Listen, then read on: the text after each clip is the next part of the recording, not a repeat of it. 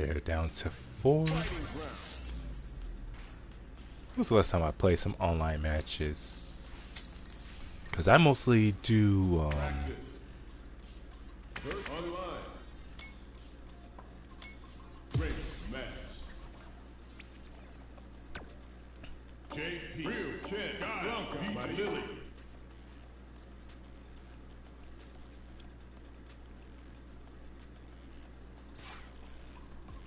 Practice. Training.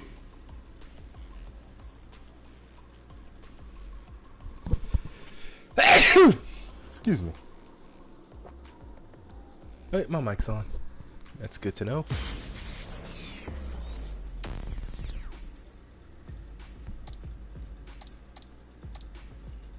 Training room, Metro Superior Byron, Thunderfoot Settlement. Kimberly, Mighty Lily. Judy. Jaden.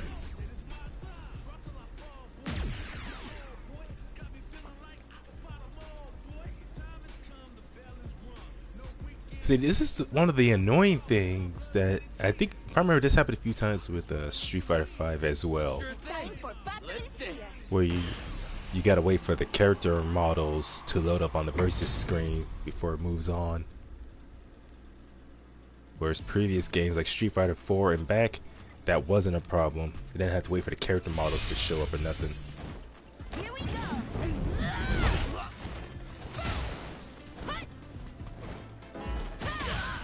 Oh, come on.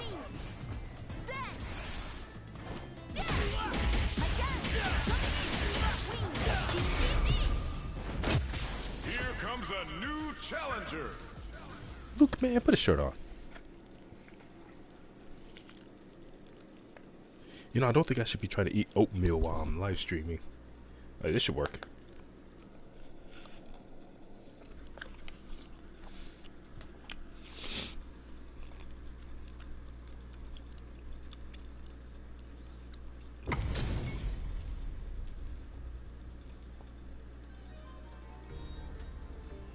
It's crazy how, of all characters, Zangief is not my best character. Lily is. Like, she's a grappler, but her grab has more range than Zangief's, even on the heavy.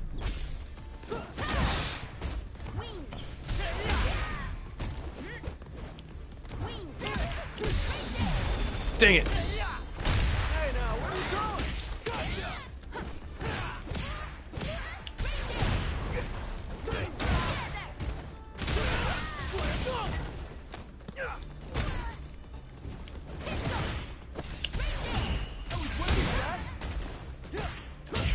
Ah!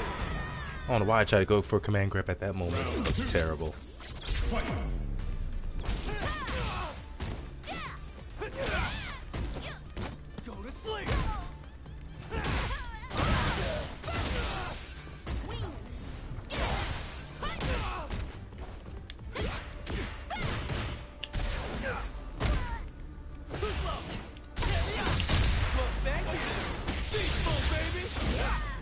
Well, now I remember. Crouching medium is not cancelable.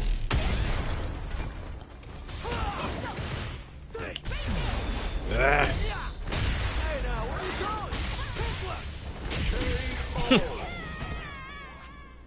Luke wins. Round 1. Fight.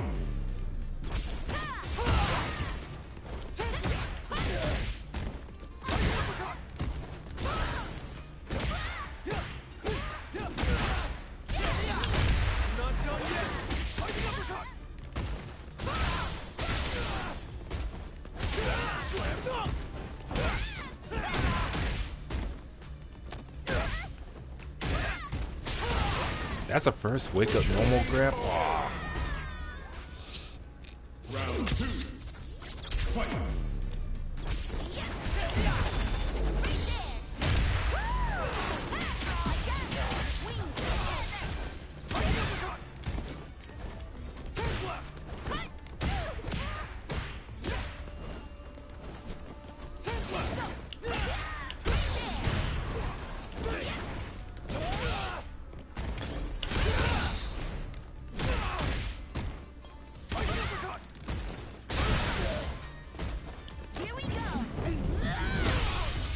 time I landed a grab. I thought I could jump over that.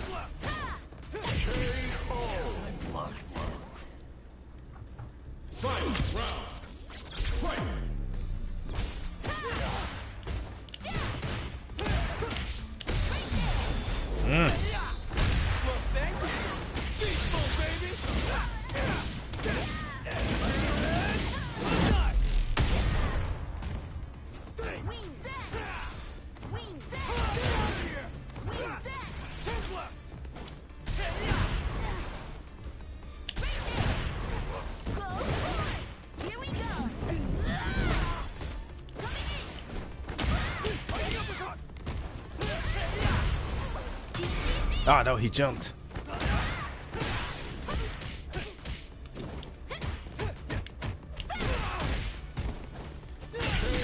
Ah, so much for a cross-up. Luke wins.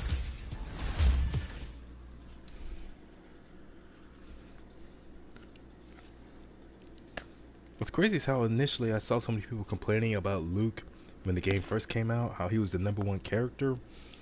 And yeah, ever since when I started playing, it was like, I can't remember, I think it was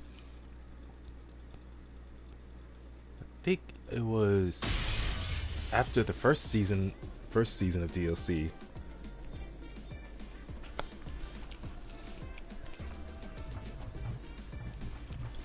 Yeah, it was right around when Akuma came out, because I participated in the Giant Attack event. And the times I played online, I didn't see a whole lot of Lukes. That was the first Luke I brought in, I don't know how many months.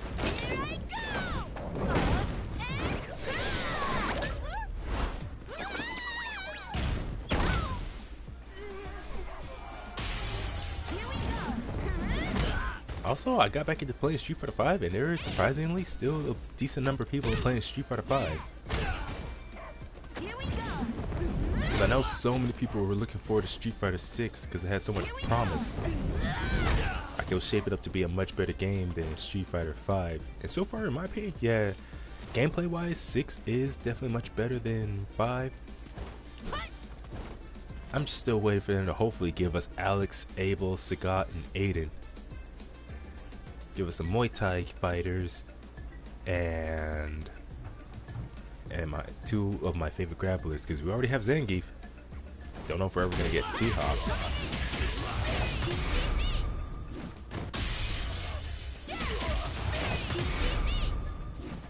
Wait, that's not what I wanted.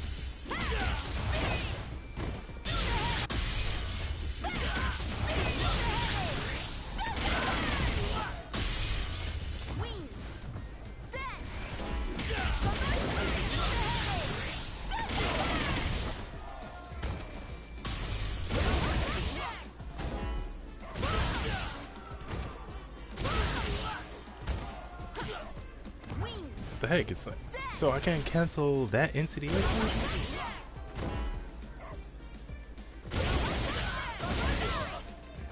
I can't cancel that either?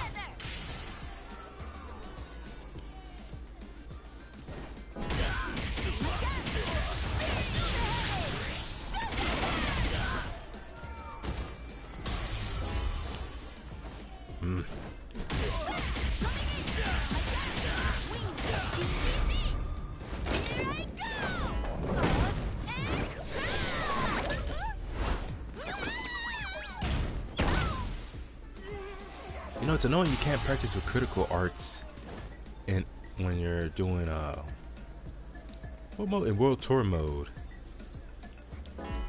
Ridiculous that they don't give you that option.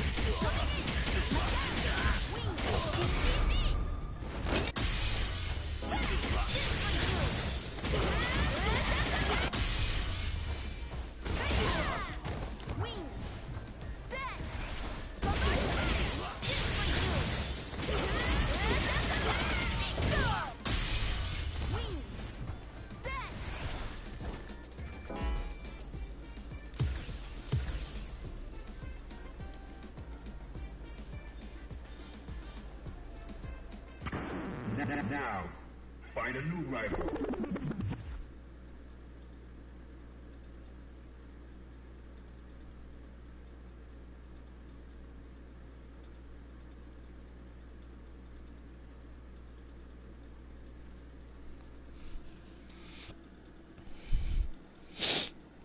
Oh man.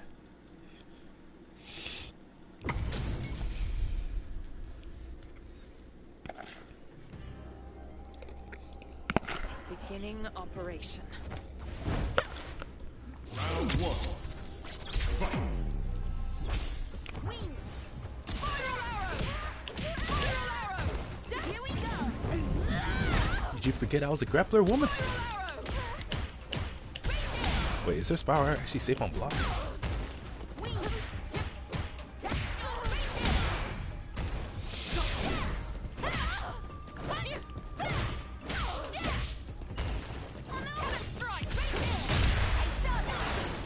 You know, now that I plan on getting back into doing YouTube again on my regular time, yeah, definitely want to get back into making videos for Xenoverse. What the heck?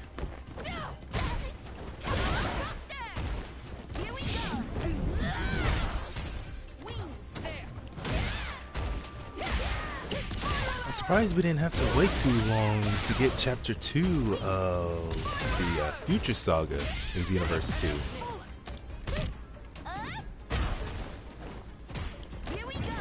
You know, I'm just hoping. I spoke with Flip though, he's doing alright, so I'm hoping he and I can get back into playing Xenoverse again. If he's willing to get the Future Saga both DLC. Round one. Fight. It's amazing how Lily's able to grapple effectively with those war clubs. Hold start to vote a no contest rule. I never saw that before.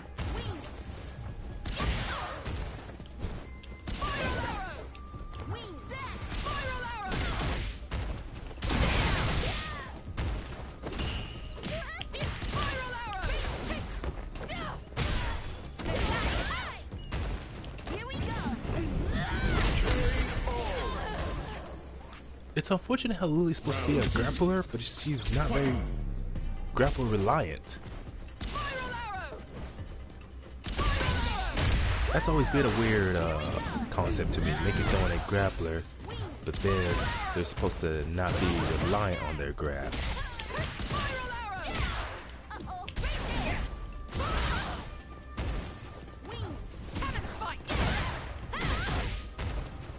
I guess that wouldn't make, well, I would say that supposedly makes Lily the mobile grappler, because she has, oh, that's not what I wanted.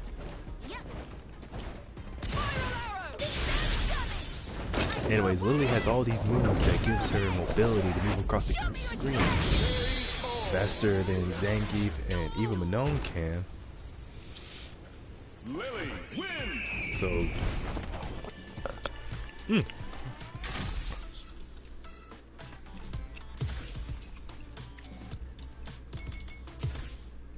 So Zangief is always meant to be that, the pure grappler. The stereotypical slow, heavy hitting grappler.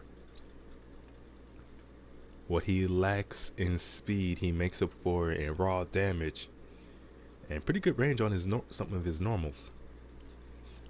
And the throw, so many grabs to rely on for various situations.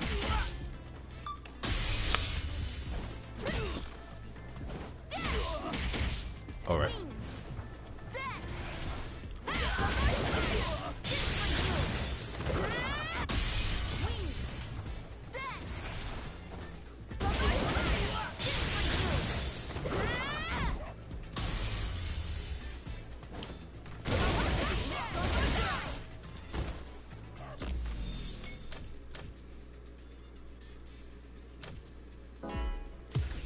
What I'm wondering is, what the heck is Manon supposed to be? If Lily's the mobile grappler with her only one grab, and that's it. Zangief the pure grappler with his Let's see. So 4 throws, SPD, running bear grab, double suplex, and air SPD. And the multitude of normal throws he has.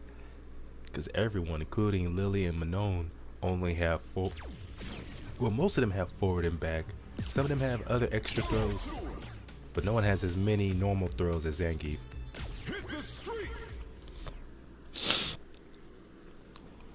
So again, hence why he is the pure grappler. Lily with her, well, better mobility than Zangief, moves that get her around the stage, on the ground and in the air, the mobile grappler. So what's Manon supposed to be? She's, what would you call her? The technical grappler? I have no idea what else to really call her. What can I get for you? Because again, like Lily, she may be a grappler, but she only has the regular forward and back throw. No unique normal throws, or even any air throws like what Guile has.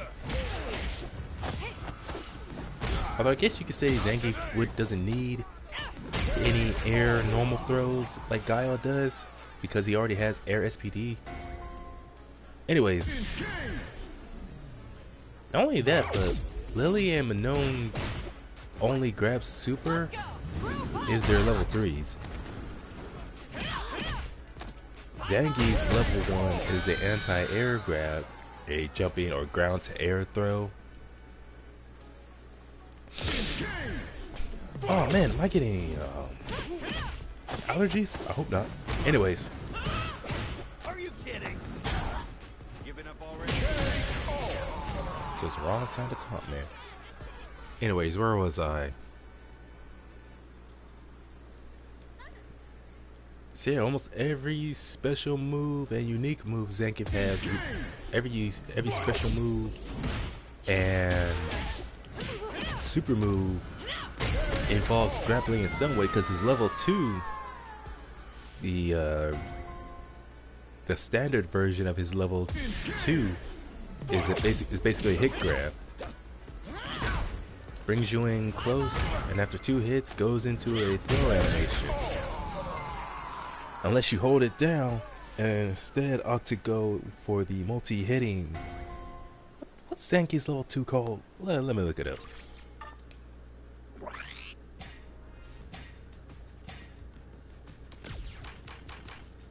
Cyclone Lariat. Yeah, this move is pretty cool.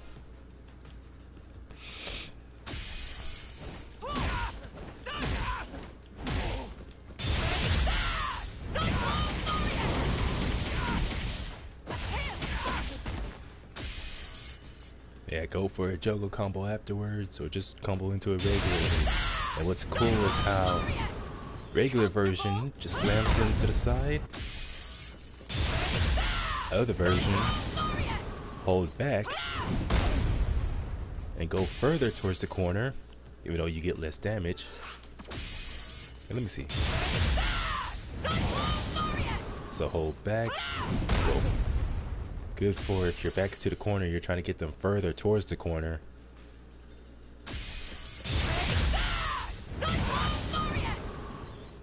And hold forward to keep them on the same side.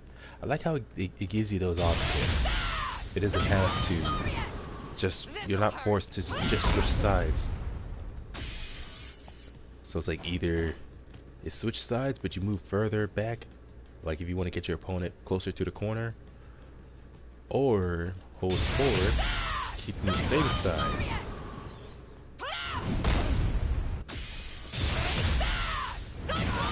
Or just leave it alone and get the most damage and get that cool taunt.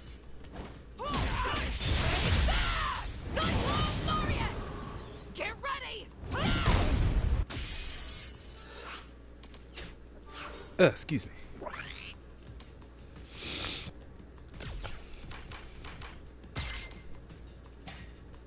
It's just, for me, it's just a bit too bad that that Zangief is the only one who has so many moves, specials and supers based around grappling. Lily only has her one command grab. No unique throws. Just a standard back and forth. Manon only has the standard back and forward throws.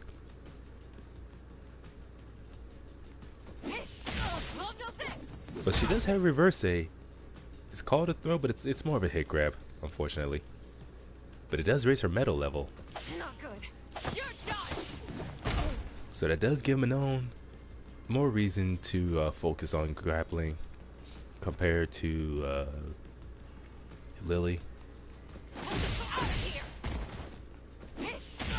Not to mention, compared to Zangief, she has more moves that moves her across the screen faster, or has more reach.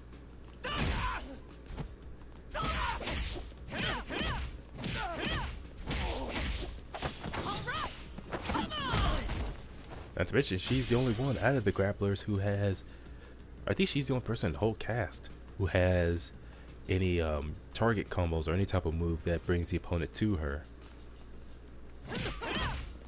As far as normal target combos, I think everyone else's target combos, they don't do that.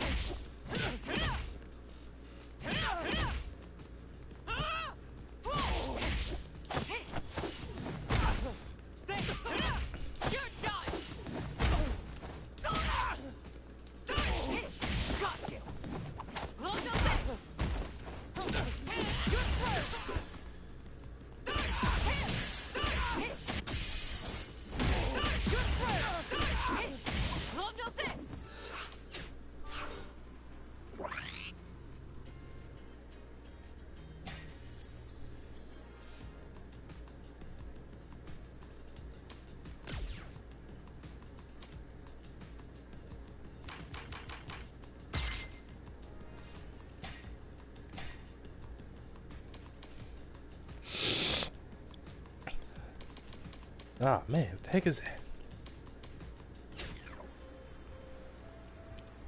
Hey.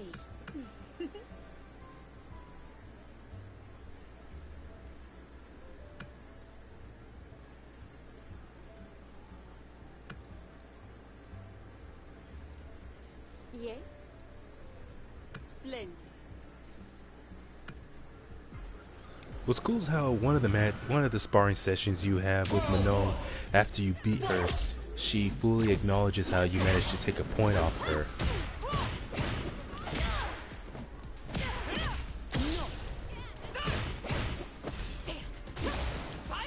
I like how it's not just in story mode, but even stuff outside of the main story, like sparring with your masters. It shows just how good your character is getting, increasing in skill and in strength, where you're able to take a point off of a gold medalist like Manon, and your masters, they keep saying how they're not going to hold back or they're going to put in more effort. So if you're constantly beating them as your style rank goes up, again, just showing just how strong your character is getting. Just like with Xenoverse. Man, what the heck is this?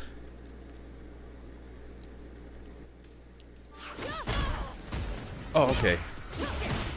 I was worried for a moment that the live stream had stopped, but for some reason I got disconnected from the server. And it's weird when that happens.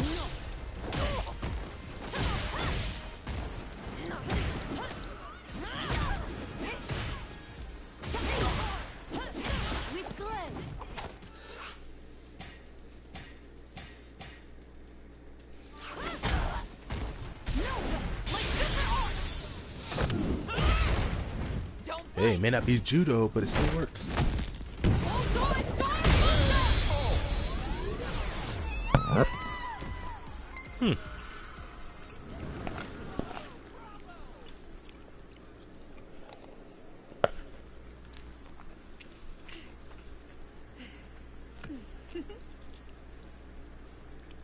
May I?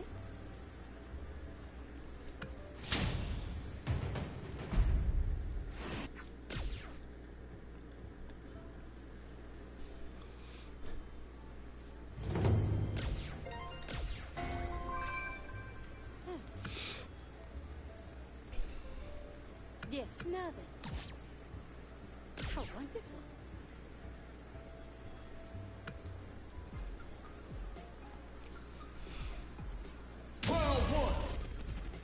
I don't know what's been going on with Street Fighter 6 lately, but needless to say, it's annoying how frequently I'll either randomly get disconnected from the game's server, especially when I play World Tour mode, or for some reason I will go to the Battle Hub and play around for a while, and yet if I go into not even just actually pausing the game, but I forget what's that other menu that your avatar directly goes into, especially if I go into the custom mode to switch styles or switch clothes. For some reason, if I do that enough times, eventually the game just shuts down or it just crashes.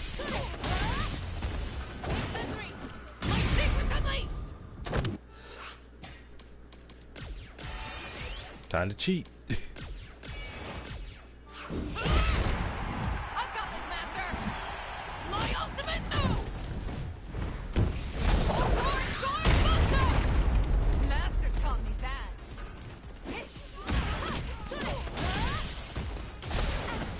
Darn it. We're done here.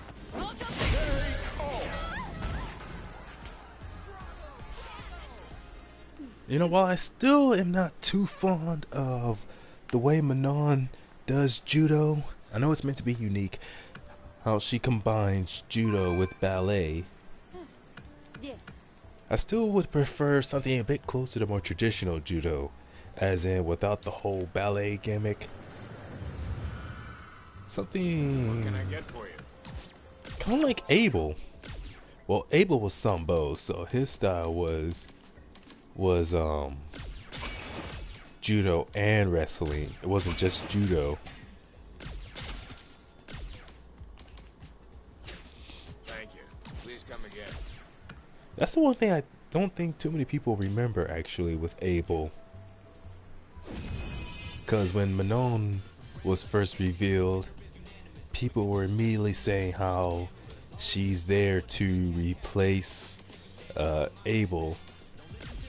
But the thing is that in terms of actual martial arts, actual fighting style, despite the heavy emphasis of using ballet, in terms of actual martial arts, she only just uses one, and that's just judo. The ballet was just more to give her judo a sense of style, and basing her striking off of ballet. Weird as it is.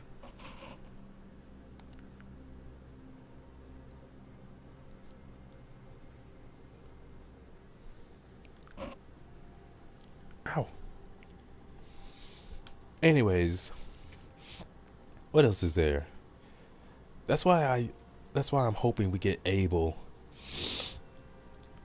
Or maybe we'll get a new character who does How should I put it? a grappling style that has judo in it. From my point. Cause Ken, Ryu, and Guile, they all have normal throws that involves judo. For Guile, it's specifically his back throw. For Ryu and Ken, it's their back and forward throw. And I was like, man, that Ryu and Ken and even Guile have throws or have judo throws that look more convincing than what Manon does. That's what I used to say, but I think that was just me being upset because I was actually looking forward to Manon when I first saw her, and when she was announced and I saw that she was going to be a judoka. I was looking forward to that. Only to then be disappointed to find out just how weird her throws looked. That's not what I wanted.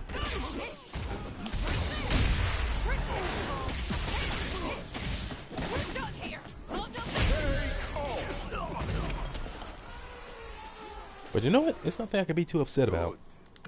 What's cool is that for her and Lily, they can at least combo into the throws from any of their normals. For Zangief, the opponent has to be specifically in a crumple state or canceled in. His level 3 has to be canceled into from his EX Lariat.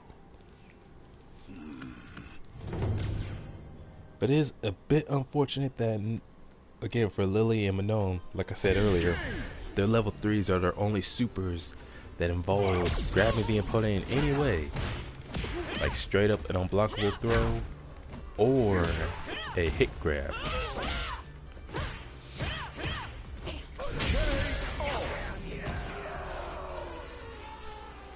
Man, this guy's supposed to be one of Dawson's students, so he's supposed to be a man of peace, right? What's he doing yelling out "damn you" when he loses?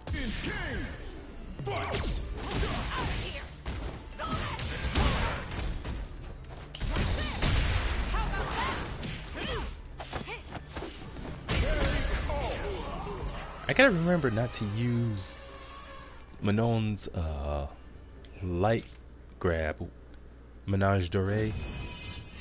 I gotta remember not to use the light version so much when I'm up close and personal with my opponent.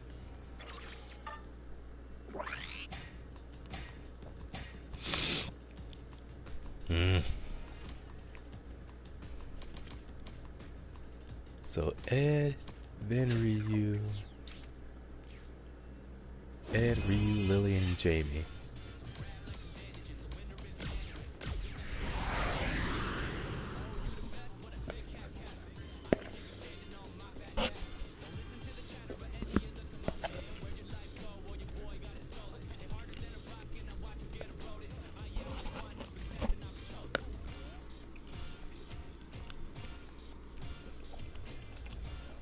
Mexico.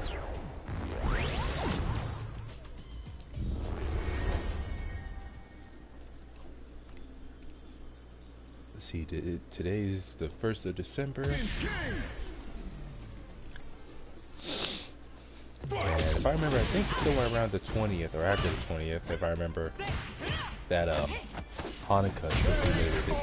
Yeah, it's gonna be towards the end of this month. Definitely looking forward to Hanukkah. A week of celebrating.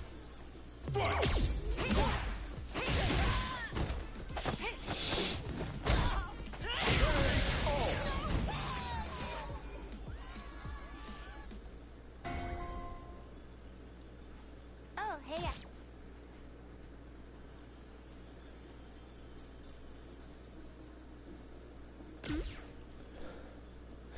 She seems so offended when she said, her eyes look so weird though. Like looking at her from this angle, it's like her eyes are just shining unnecessarily or disturbingly bright. Like as if her pupils are just huge. Or as if her eyes are made of glass. Yeah. Funny how she says that. To be perfectly honest, I think you need to get out more if you say that she's the scary person you see in your dreams. Oh. Lena. And yet she's coming. Got it. Oh, by the way. It won't be too long before we get her in this game. It's supposed to be around spring. So somewhere maybe either as early as January. I hope so. I don't want to have to wait too long. Or maybe February.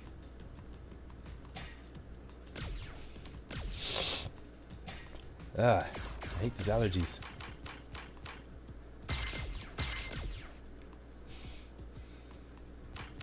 I don't know if it is allergies or if it's something else.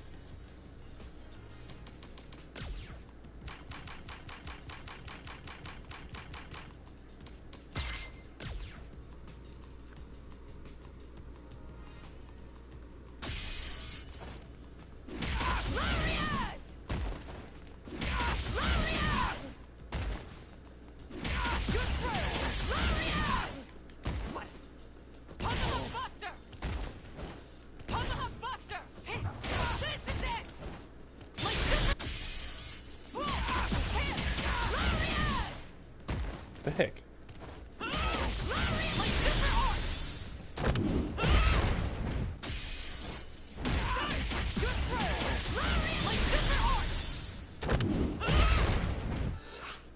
Man, I don't hate Lily. It's just that none of the characters I have, maybe except for Urumi, looks cool using Lily's style because of her having to use weapons to fight because of her small size.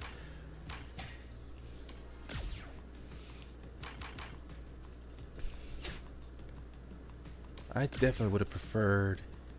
I definitely would have liked having T-Hawk back.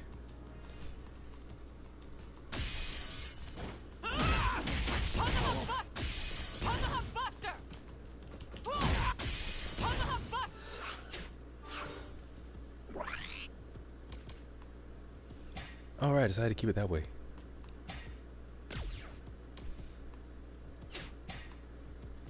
Ah, who am I kidding?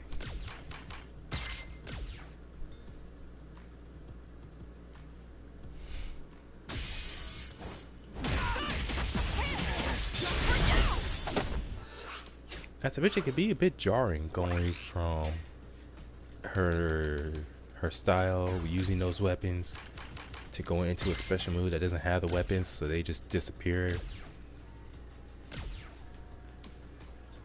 I still think it's weird how Marisa's style is supposed to be Pancratium, but rather than a traditional or even a stylized stance based on how the ancient Greeks did Pancratium, instead her stance is much closer to that of Muay Thai.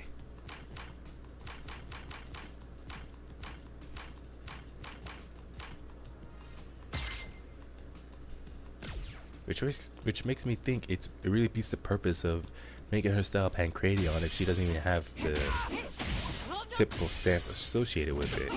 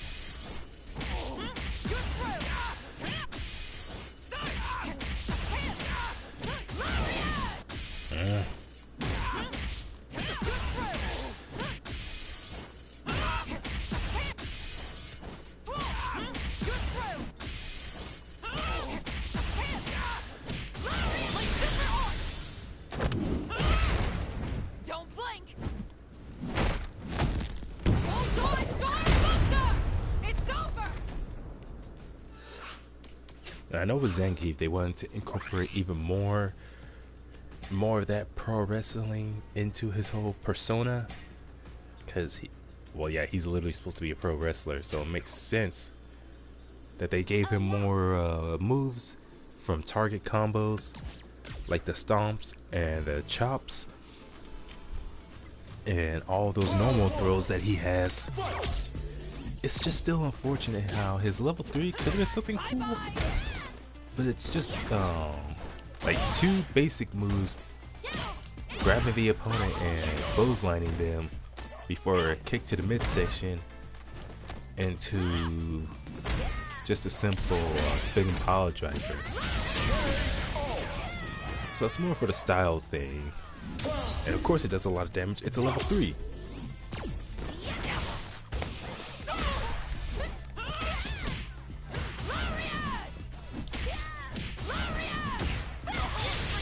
Although it shouldn't surprise me that Zangief's supers are most damaging for each category. Like Zangief's level 1 is the most damaging level 1. His level 2 is the most damaging, or among the most damaging level 2s. And his level 3 has the highest damage. Due to the fact that comboing into them, especially for Zangief, if you use all of just his moves, it's not easy. So to make up for the difficulty, they amp up the damage.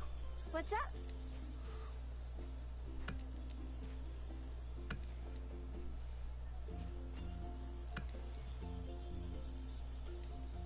Okay then.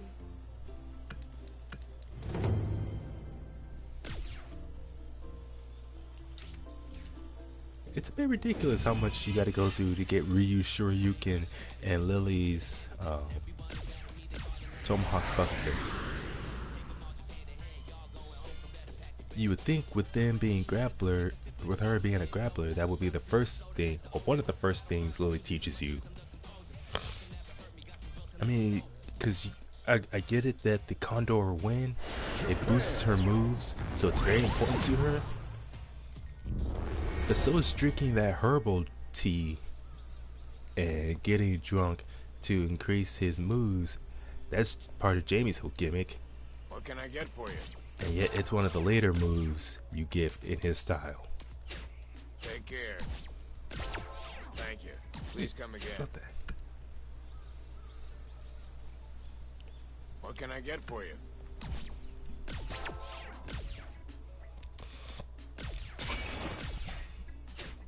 Take care.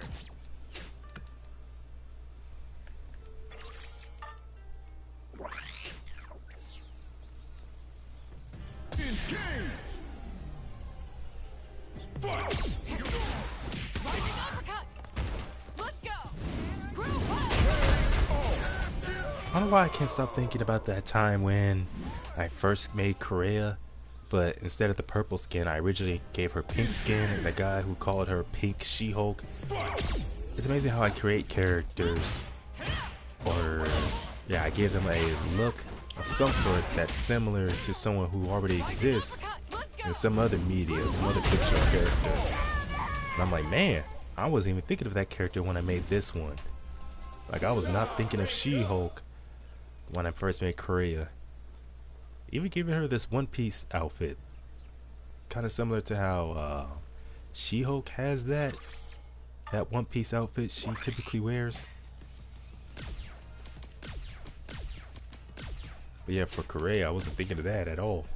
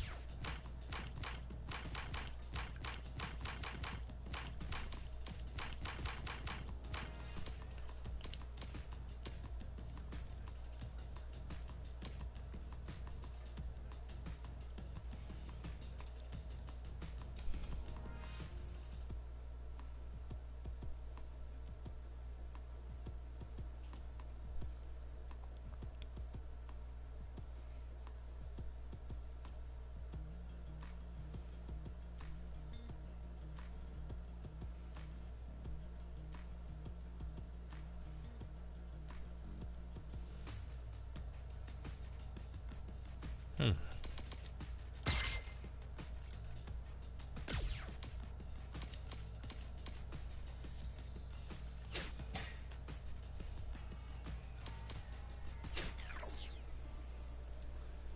All right.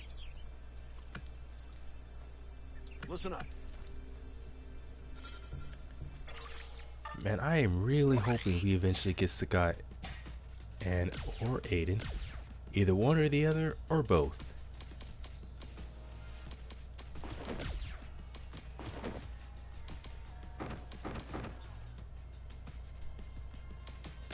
Because I really do like Sagat's style of Muay Thai. More emphasis on long-reaching, heavy-hitting strikes. Right. Whereas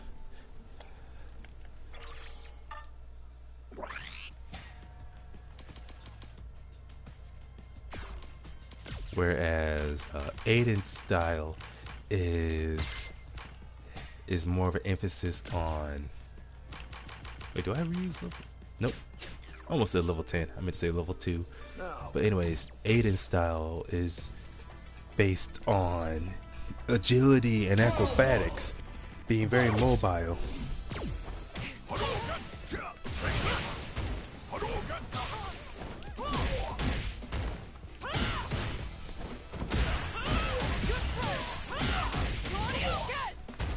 I remember there was a comment section. It was in the chat for. It was in Battle Hub, and I was talking about how I would like Aiden and Sagat to return, so that way we can give our avatars a more legit Muay Thai style. And some fool in the chat tried to argue, trying to say that Muay Thai and kickboxing are the same thing. That's why he said, why bother when we already have DJ? And I was saying Muay Thai and kickboxing are not the same thing. He tried to say that they are, and I was like, that's how you know either this guy is an amateur or just doesn't know. He's just going based off of visuals, like what he's seen visually. But no, traditionally Muay Thai and kickboxing are quite different. Muay Thai is a style of its own. Here's what I think. Wait a minute, he talking. Actually.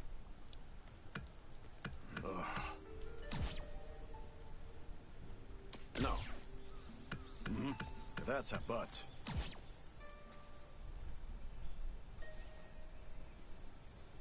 Oh. Listen up.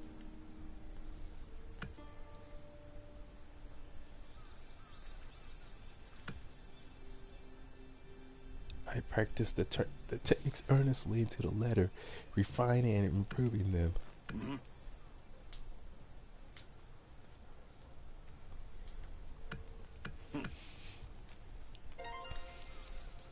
Now. That's always the cool thing with Ryu. His style being more traditional, sticking closer to its roots, as opposed to Ken, who's made it something very unique to himself. Because all of his super moves is something unique to him. Ooh, I did not think that was going to connect.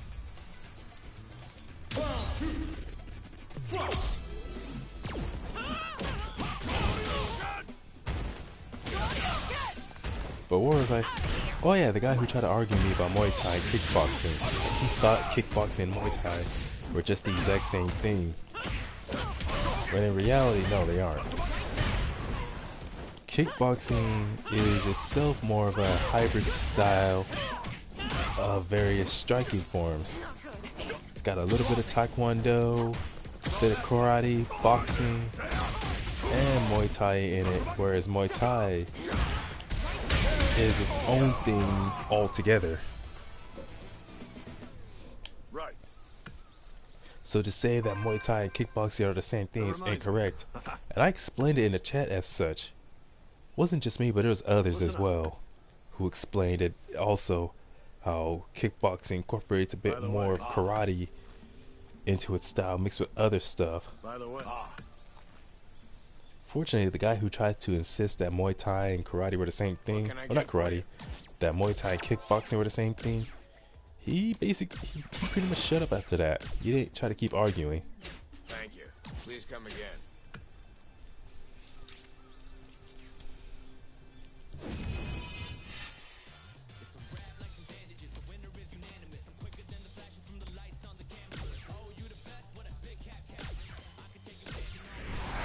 Oh, that's right. I need to hurry up and finish that other part of World Tour, that festival thing, so I can get Terry style.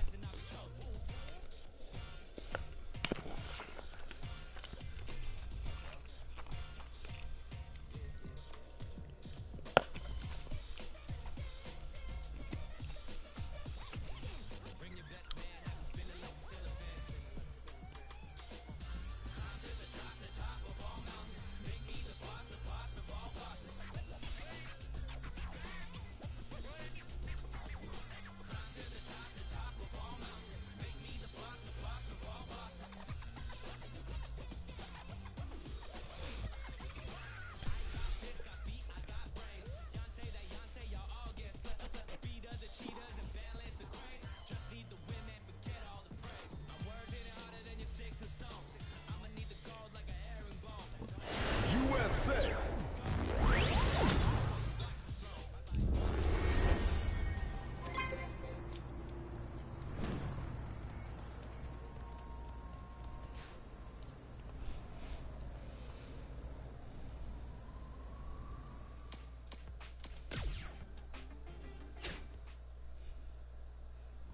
And I see they're already getting ready for the eventual release of My Shiranui, because there's actually, is that My Shiranui or is it getting ready for Elena? Because in the One Fateful Day event, I checked the world map, and there was a spot or an area that so far can't access yet, and it's not for Terry at the Pow Pow Cafe, but it's another area hidden altogether. And I'm thinking definitely that's more than likely for when eventually Mai comes in, or that's actually for Elena.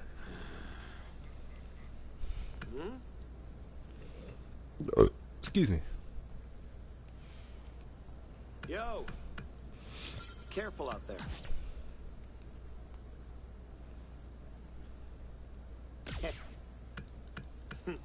Ha.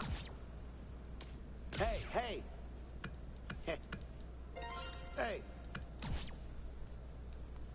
Hey. Okay then, so then, about, well, hey. Man, I really like Ed in this game much better than how he was designed and how he played in Street Fighter 5.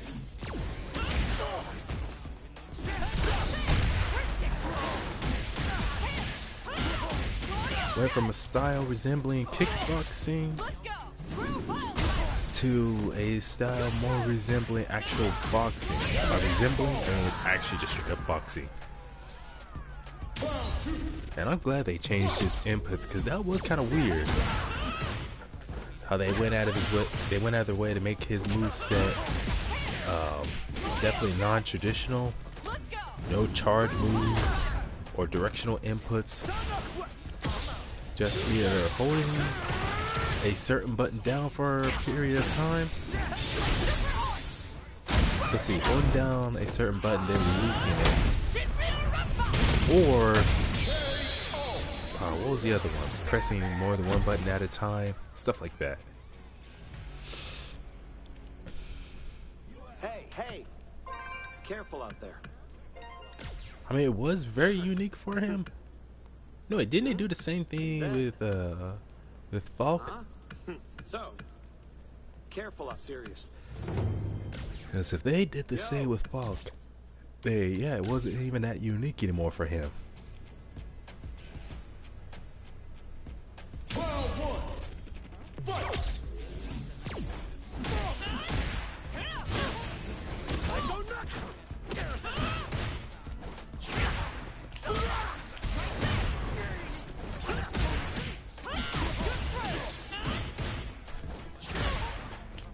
Wasting my time! Get me off!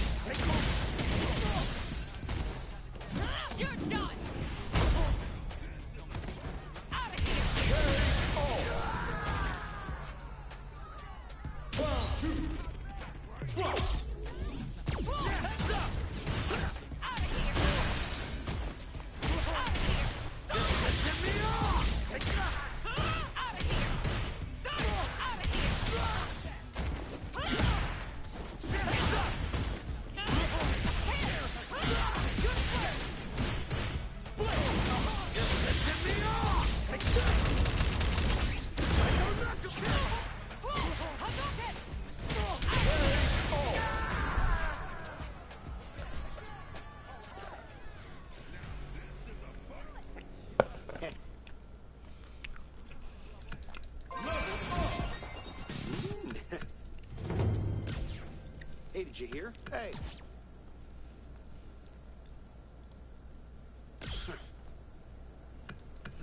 Seriously. Oh yeah. And now, hey. Man, it's just like with Xenoverse. Well, All yeah, the moves your character can learn along the way, oh yeah. However, with no explanation to it other than your character just learns it. Even though you look at the origins of how some others got their abilities, like how you just suddenly develop psycho power, and yet unless you go to JP specifically, you would think your character just got it out of nowhere if they learn from Ed first. Because JP in the cutscene, it shows that he actually gives you the ability to wield psycho power. Though he has admitted that his use of psycho power is nowhere near like what Bison had. And then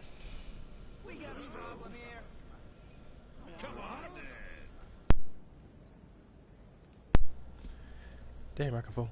Anyways,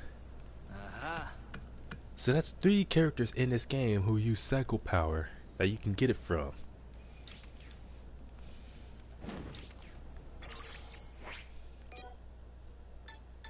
You can either get it from Ed, JP, or Bison. Well, you gotta get it from JP or Ed first and get their level 3s from one of them to complete the quest that eventually lets you use Bison's moveset.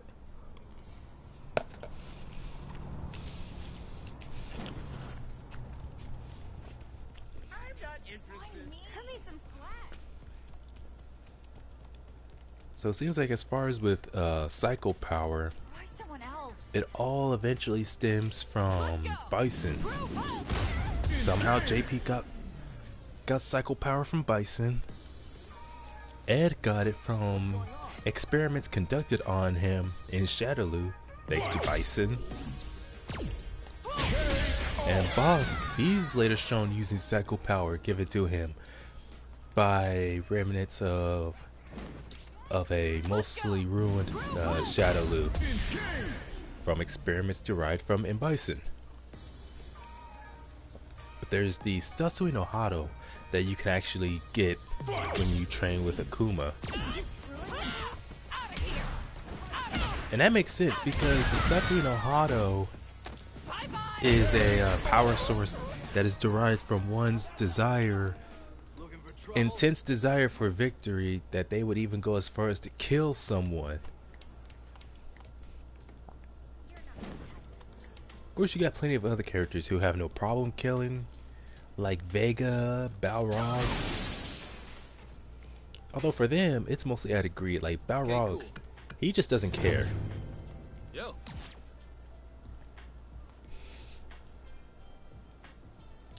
Hey. Got it?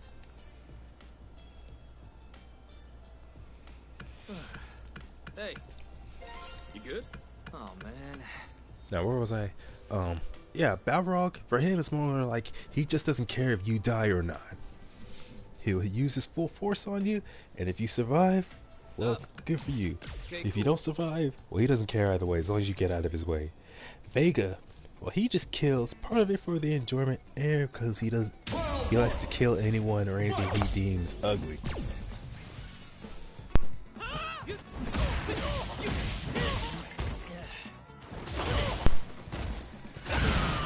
Aha, your kung fu is good, but it's no match for my karate.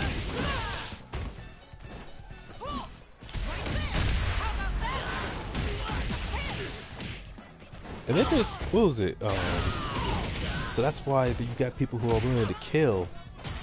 But for them, it's more so out of greed or some other emotion.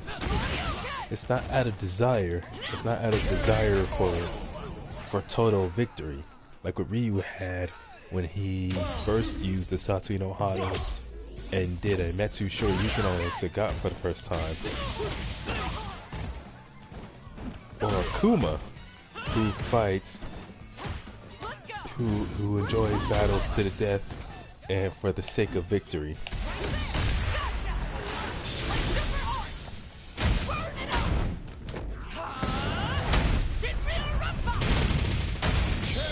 So then that would mean that over the course of training and learning our moves from Akuma, at some point we gain the desire to win at any cost, to the point where we're willing to kill even. But really.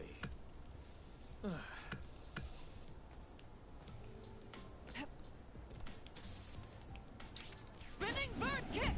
So depending on how you imagine your character, that can be pretty disturbing. Spinning bird kick. The idea that at some point your character could potentially, or does in fact, become so obsessed with victory that they're willing to kill people for it.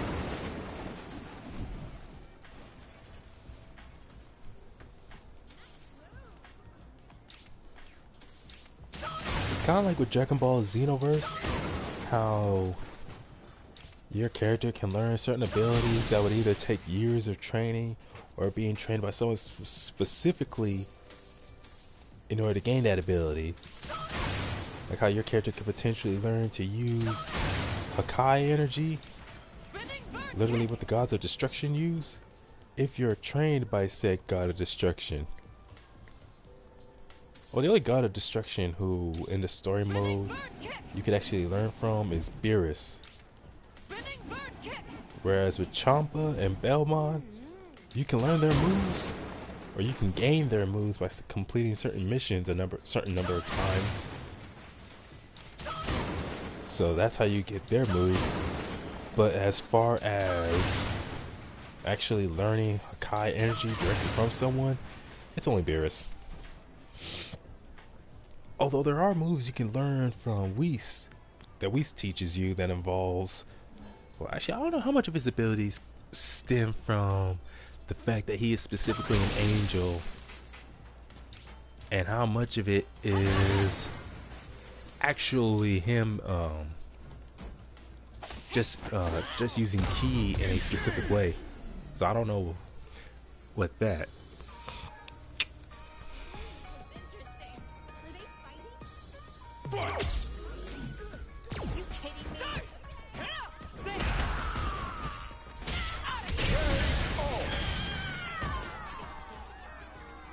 But overall, what's crazy is how there's nothing to suggest that your character is only limited to one like source of power or one type of ability throughout the story. That technically you can learn any moves from any character at any time. And really the only thing that would be stopping you is yourself, really. So your character could have the Satsui no Hado or Dark Hado from Akuma, the Power of Nothingness from Ryu, the ability to manipulate sound and air from Guile and DJ, manipulate fire from Ken, have cycle power from Bison, Ed, or JP. Oh, let's see. So, sound from Guile with his Sonic Boom, air from DJ with his Air Slasher, wind from Lily, and great durability and physical strength from E Honda and Zangief. Oh, and also learn how to not just manipulate fire from Ken and Dalsum, but also learn how to stretch your limbs like Dalsum does. Or learn how to manipulate poison like Aki. Learn how to manipulate electricity like Blanca. Excuse me. Or learn how to use a herbal tea that boosts your stats like Jamie. Who else has some type of like elemental or unique ability? Or Jury, who has, well, but Jury, it's artificial ki from a beta feng shui engine. Because if I remember, Jury doesn't really go out of her way to explain how the Feng. Yeah, she doesn't explain it.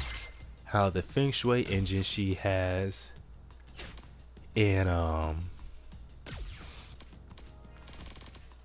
the Feng Shui engine she has in Street Fighter 5 and 6 is a weaker variant of what she had in Street Fighter 4. That was the most powerful Feng Shui Alpha engine, because now she only has the Feng Shui Beta engine, so nowhere near as powerful as she used to be. But yet your character is shown having that glowing eye, like how her eye glows.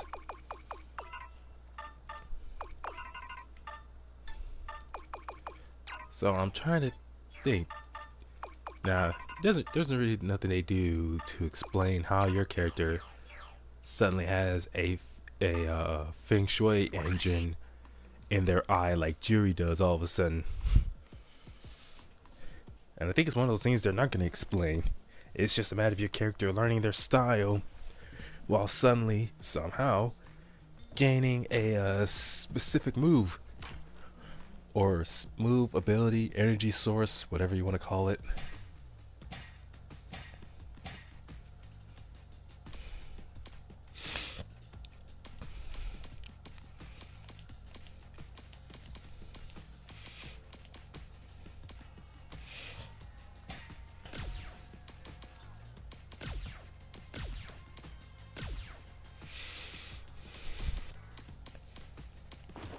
Still, out of all the different abilities in this game, to be able to stretch my limbs like Dhalsim would definitely be one of my favorites to have. It's like that way I could be in the living room just watching TV, and then if I feel like getting something to eat, I could make me a sandwich in the other room. Yeah, wouldn't that be cool? Make myself a turkey or chicken sandwich without needing to leave the couch.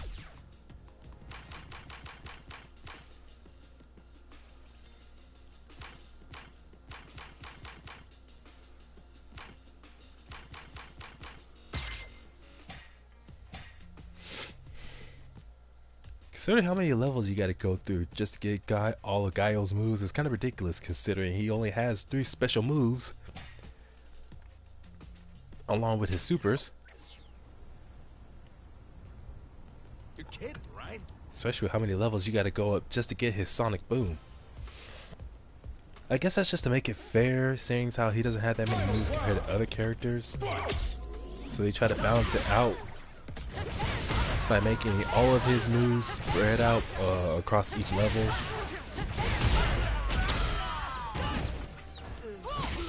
Although it's still weird how Guile's most important move is his Sonic Boom, and yet it is not the first move you learn from him.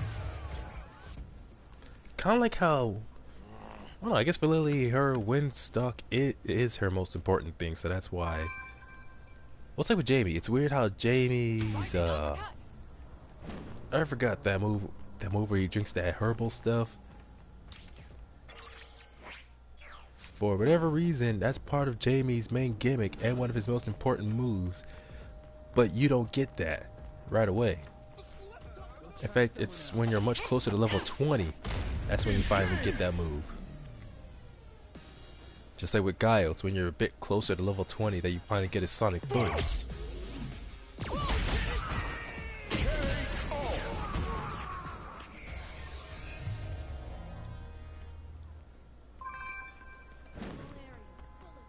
You would think that, if anything, since you get the wind stock and one move that's affected by wind stock first, then at least since Lily's supposed to be a grappler, her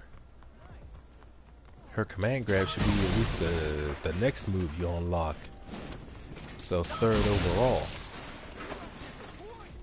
But no, it's the last thing you get, or one of the last things. I can't remember if her air special is the last move you get from Zangief, not Zangief, from Lily. Speaking of, I think with Zangief, I think the half circle back kick, the running bear grab / double suplex, I think that's I think if I remember, you get that after the air SPD. Even though Zangief mostly stays on the ground anyway.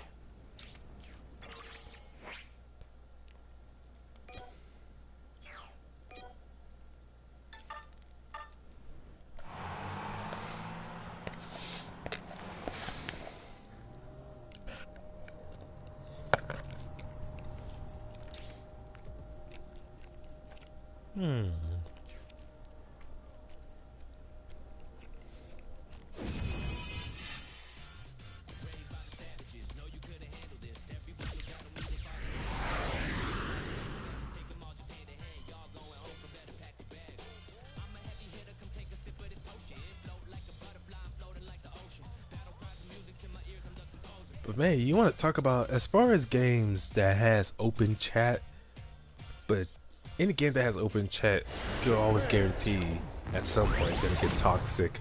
Just people throwing insults at each other, which to me that's ridiculous. Like, you go through the trouble of getting this game, making an account for this game, or making a character for said game, whatever the case is, and as soon as you're in open chat, all you'd rather do is spend the whole game just being toxic and mean to people. Take care. Like, you pay money for this game. PlayStation charges you money to have PlayStation Plus so that you can play online. So that's all the money you're spending to get all this stuff, but you'd rather use your time to type threats, tell people to go kill themselves, talk mess to others, spouting hateful, mean things. Like just last month when I was playing Street Fighter 6, there was this guy who was constantly going out of his way to try to shame someone, talking about how the other guy was being a bully to him, how the other guy was such a jerk, all these other mean things, throwing all these insults. Just overall typing in the chat about how hurt he is, while simultaneously saying he doesn't care, but still trying to make the other person feel bad, all while saying it doesn't bother him, even though clearly something was bothering him. I'm thinking, if you're so unbothered, why are you typing all this stuff? Just play the game. And even before that, when the elections were going on, when it was Trump versus Kamala Harris. Did I say that right? Kamala Harris? Yeah, anyways, when that was going on, man, people really got crazy in the chats. Just people saying all these things about the election, about who they support, about who they absolutely believe was gonna win. Some people saying it was gonna be Harris, some people saying it was gonna be Trump no matter what. And it was just annoying. Like, no one could even just talk about the game itself or talk to each other in private because of how much of the chat was or the chat in one of the servers. Anyways, the chat in one of the servers I was initially in just kept getting so hostile because of people who just couldn't talk about anything else but the election.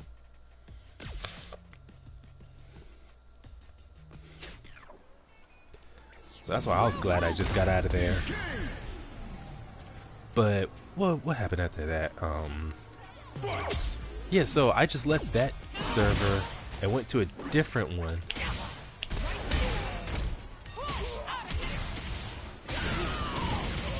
Cool combo. So I went to a different server, one that was actually a lot quieter, and there wasn't really many people. I can't remember. I don't know if there was anyone in that server doing avatar battles. I think everyone was just playing other modes in the battle hub. But that was fine with me because, again, it was so much more peaceful. Someone tried to ruin that though, because someone came into the chat, or someone came into the server, and I recognized them. They were one of the people who were spreading all that toxic stuff, saying mean things, talking about the election. And I saw that they came into the other chat, or into the other server room that I was in, and they tried to start that whole election BS again. Like the first and fortunately only thing they said was Harris 2024. What was funny to me about that though was no one responded. No one said anything. Not even to tell them saying something like, oh, please don't bring that here. Like, no, it wasn't even, no one even responded to that. I was like, I like it when that happens. When you got someone in an open chat trying to spread hateful stuff or trying to start some unnecessary controversy and no one gives them the attention that they want, because that's all it is, just attention seeking. Okay, that's one.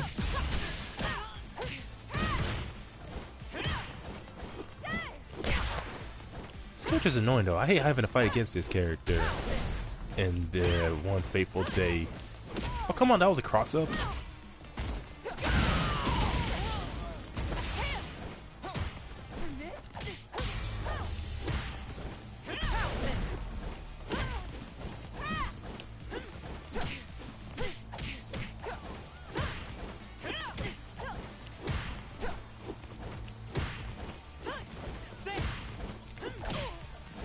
I'm trying to think, how many other times has that happened? What else is there? Absorb.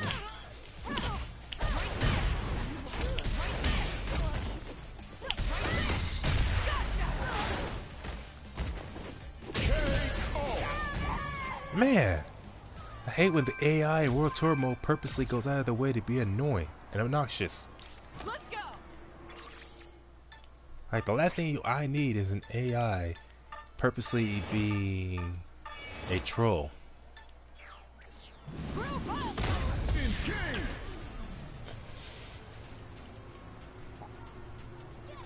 But anyways, what was I? Oh yeah, that person who tried to spread chaos from the first server into the one that I went into. Now, I know they weren't exactly following me or nothing. It's just weird when people do that. It's like you got all this chaos, all this madness going on, and yet you choose to be an active participant in it. Then you decide to take that same chaos and madness and try to force others into it, or try to spread it to others. That's almost like someone taking a sickness of some sort and trying to spread it to other people just for the purpose of choosing to be malicious because you think that's somehow funny.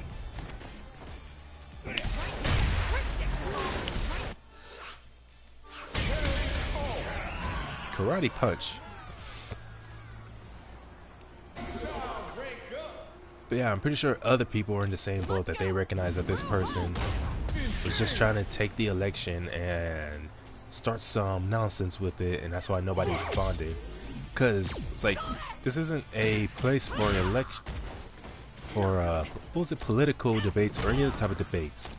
This is a video game. We're here to play a game, play Street Fighter 6. Not try to debate who's better between Harris and Trump. I was like, some people say, whatever personal gripes you have, leave it at the door. Don't bring it here. And some people will be all like, okay, I understand. And then immediately still try to proceed to bring that same BS into into what's supposed to be a safe space, instead of just leaving it elsewhere.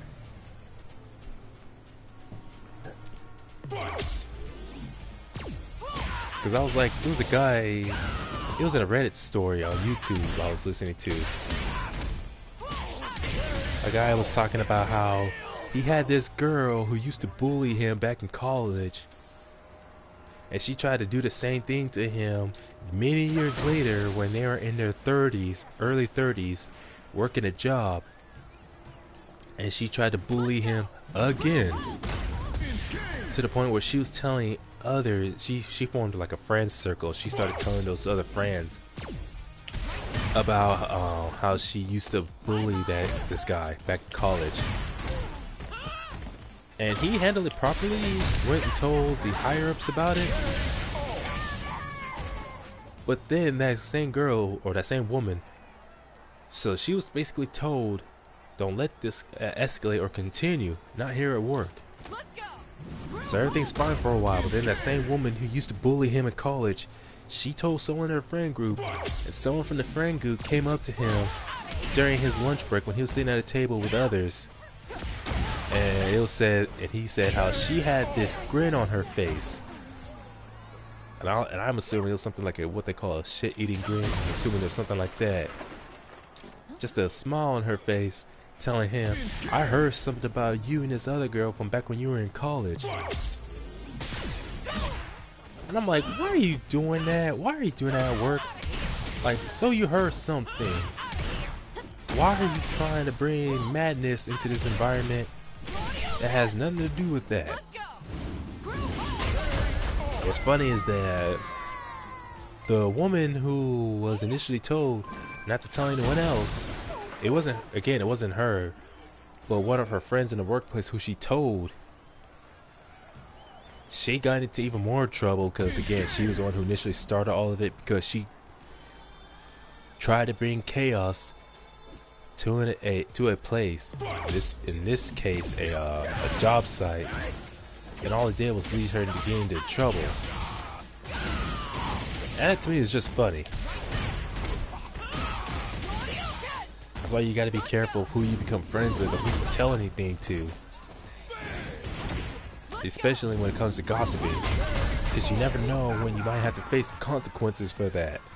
Or when that person you tell it to decides, you know what? All this stuff they're telling me, I'm gonna go and tell it to someone else. Or try to torment someone else.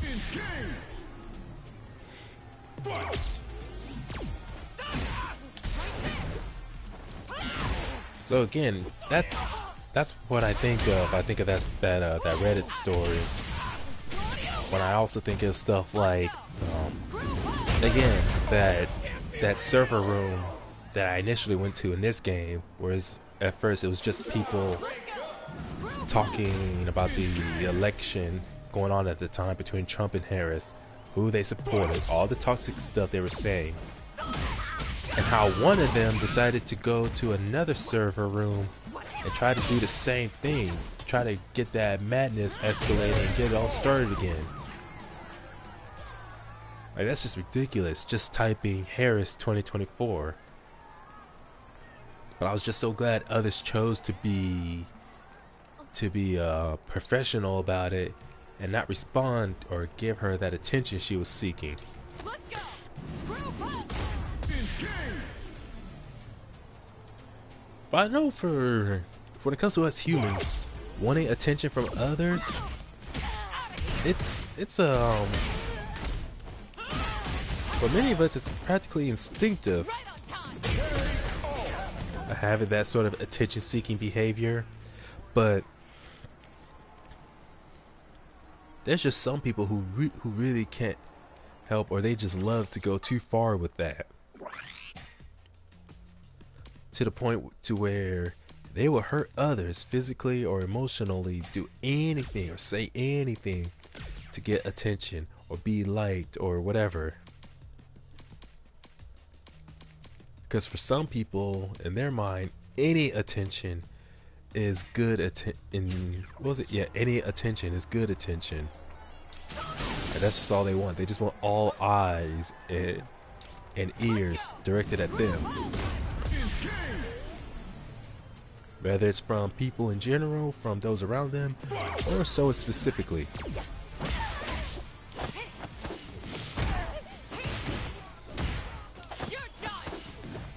And I've met people who were like that, or I assumed that at the time when I met them or knew them, that's what they were like, wanting my attention specifically.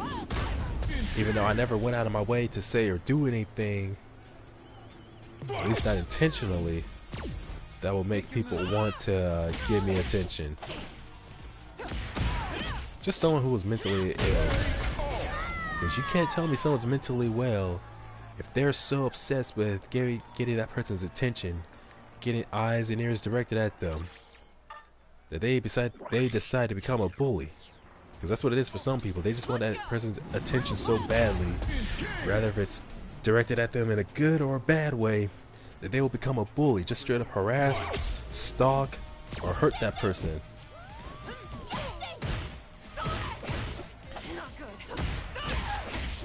Kind of like that, what's that one weirdo from Hey Arnold, Helga, where she had this hugely obsessive crush on Arnold. Very disturbing. And yet, whenever they were around each other, she would be so mean and rude and hostile.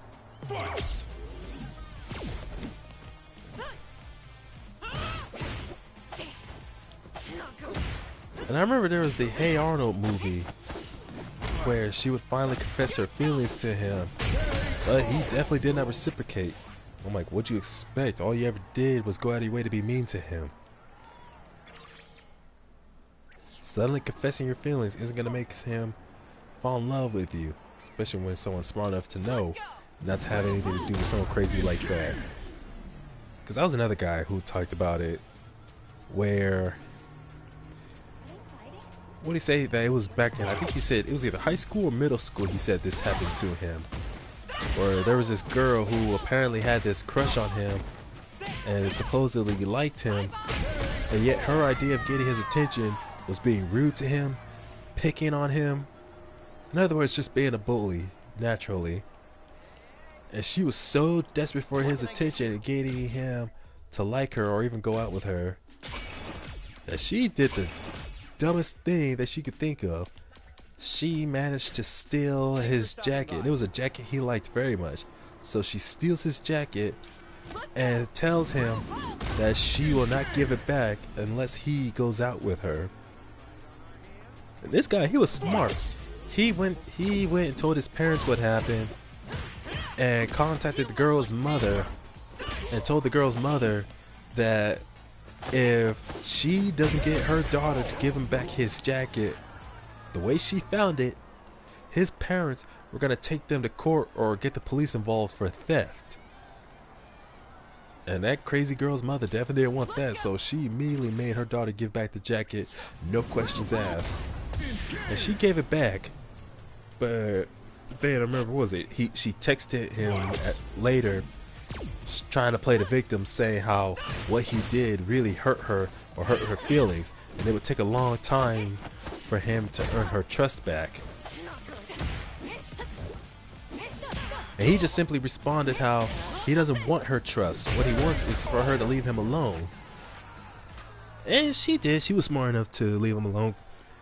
I guess that threat of his parents taking her parents to court over the whole thing, he meant it, and she knew he meant it, and she never messed with him again after that. And I was like, yeah, that guy was very smart when he did that, all of that. Genius. Because it makes you wonder, what does someone like that expect? Like, seriously, what do you expect? You go to, well, that just shows how delusional they are. Perhaps even narcissistic, to think that you can hurt someone in a certain way and somehow they would be obliged to like you or be friends with you just because you confess your feelings to them. I'm like, that's one of the stupidest ways to confess your feelings to someone. Ridiculous. And she's talking about how what he did really hurt her feelings and how he would have to do a lot to earn back her trust. It's like, trust? What makes you think he ever trusted you in the first place? Greetings. Let's go. Screw punch. But again, that just shows how delusional some people can be. They're so delusional because they become obsessed with something or someone.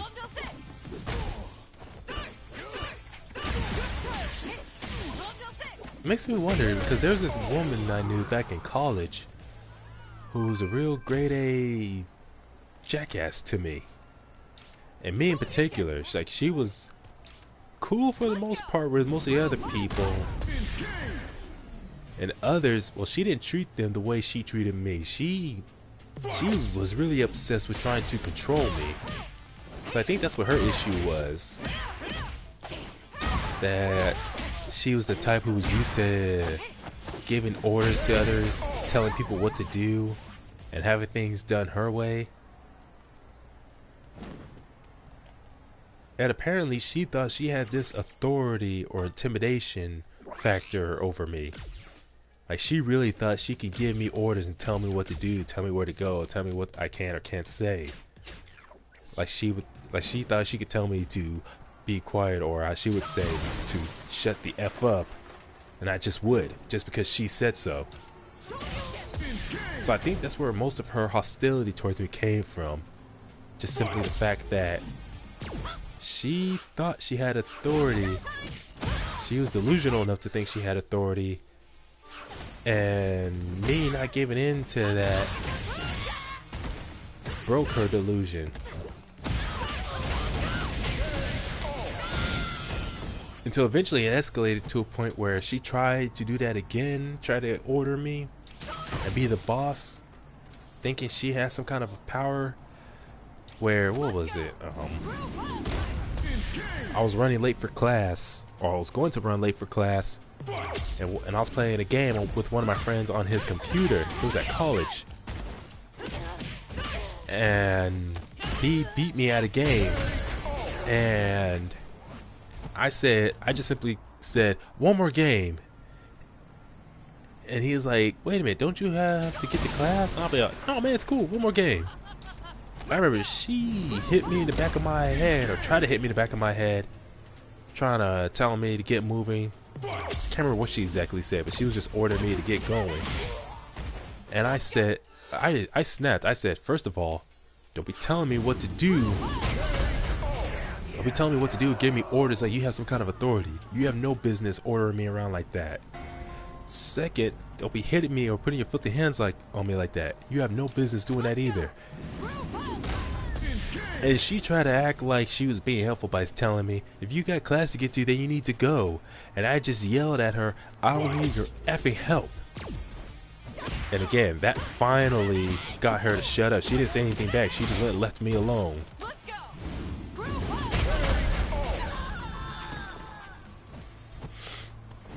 And I don't know why it was that incident specifically that finally got it through to her head that I was not one to be trifled with, or that I was not gonna follow any of her orders.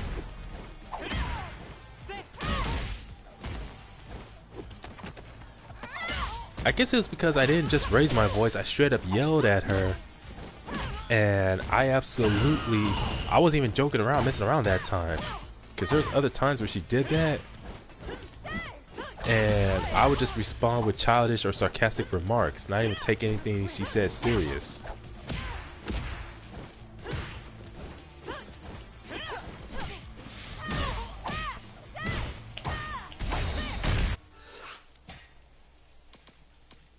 But anyways, that's just how it goes with some people. Where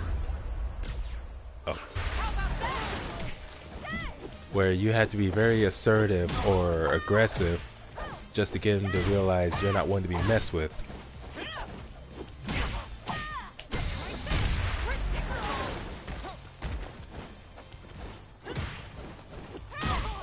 Ugh. You know, instead of Mai or Terry, they should have given us Iori, since he has one of the best cross-up moves, if not the best cross-up attack in the King of Fighters series. And in my opinion, one of the best in gaming history. Oh my goodness.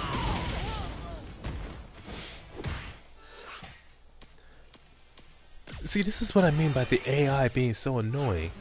I'm trying to do a cross-up attack, but they're being so stubborn about it.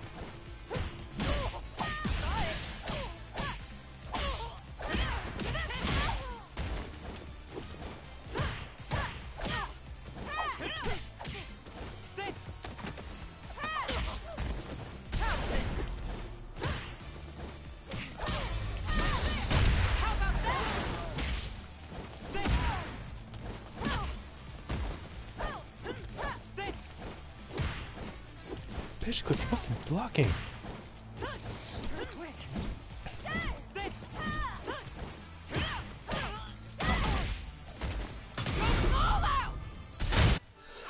Ah, fuck it. Stupid ass cunt being fucking annoying for no good damn reason.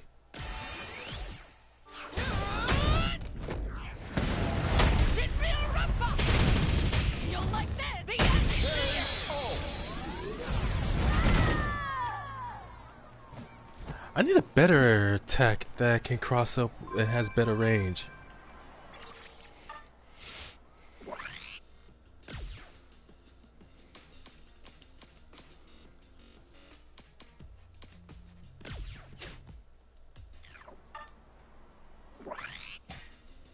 I think one of Zengi's moves, the body splash, I think that's a better cross-up attack.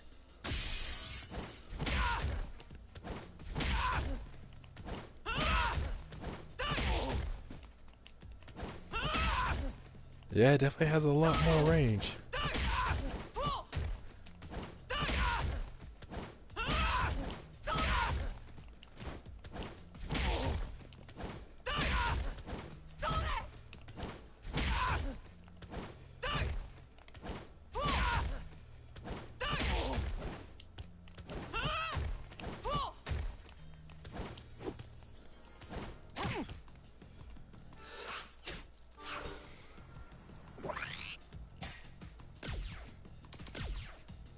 So I gotta remember that. Use Ken.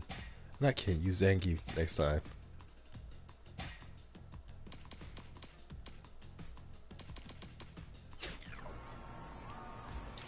Let's go! Screw Hulk! Engage!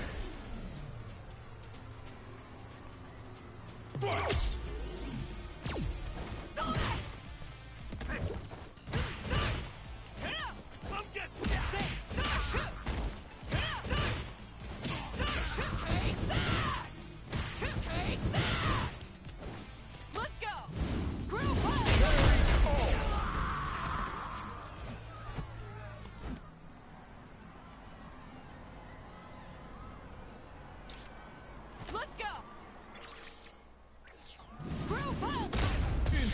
See, after this, I'm gonna switch to DJ. Get style points with him up to about 1,000 or 2,000.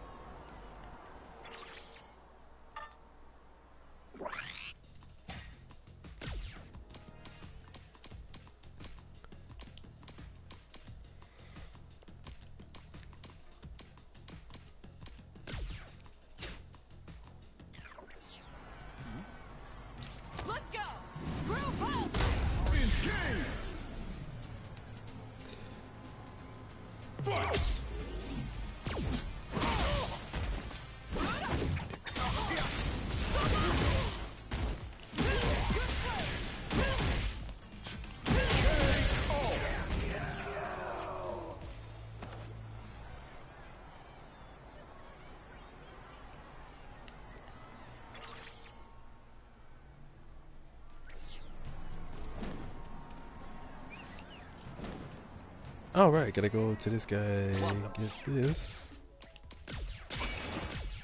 Thank you. Let's go! Screw Hulk!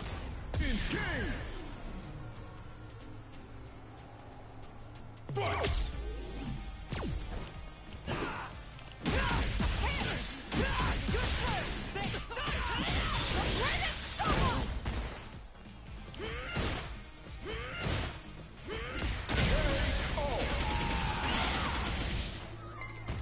Thank goodness for those random bits of armor. Always coming in to help at the last second.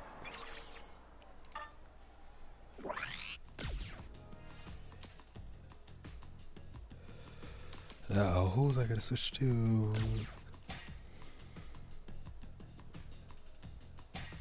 I'm gonna switch back to Ryu's style.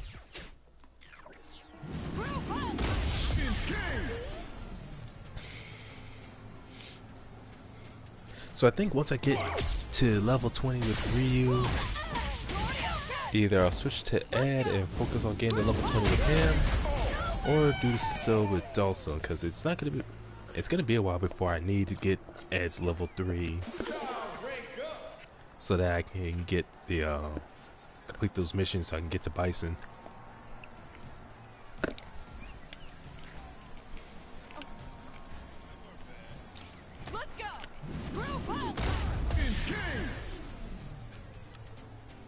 Fortunately, between Ed and JP, you only need either one or the other's level 3 to complete the mission. You don't need both.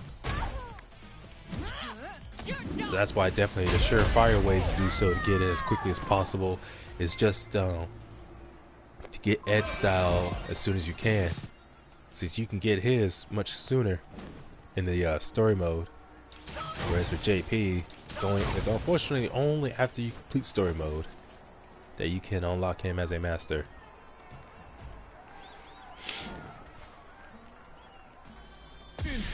Let's go, Rudra.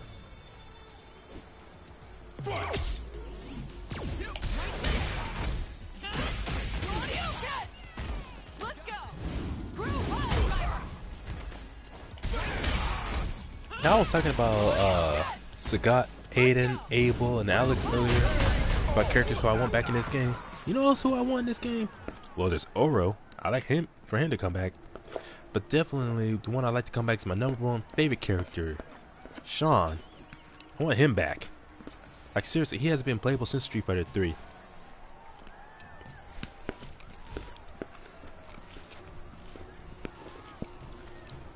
Absolutely, I say hurry up and finally bring him back. Like, come on, Capcom, quit messing around. Let Sean be playable again.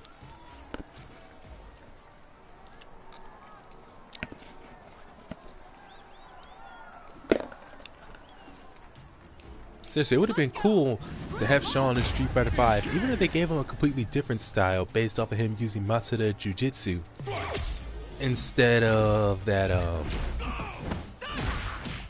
his own style of the Shoto style, or his own variation of it.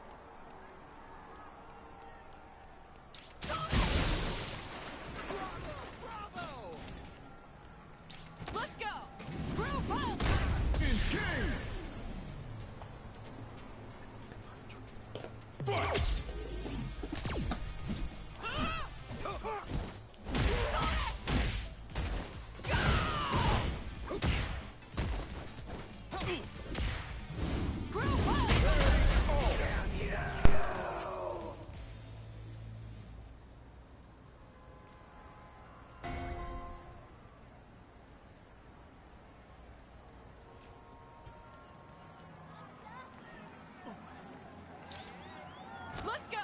Screw pile!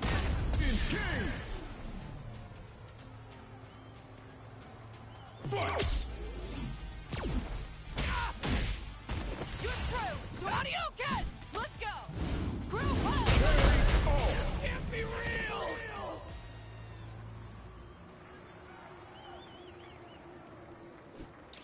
Let's go! Screw pile!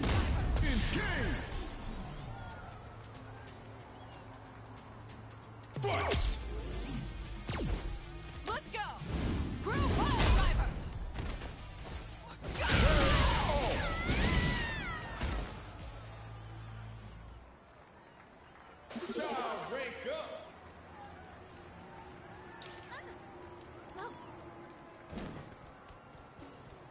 Let's go!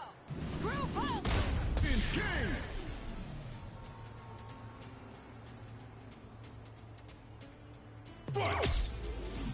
Take this! Shoryuken!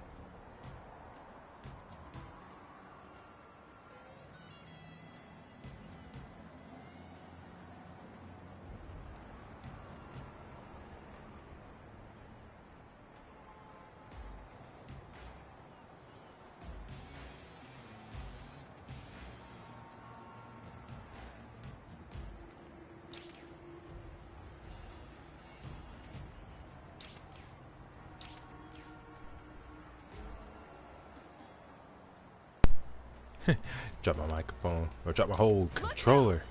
My headset got unplugged. Excuse me. Hey, where's this guy's shoes?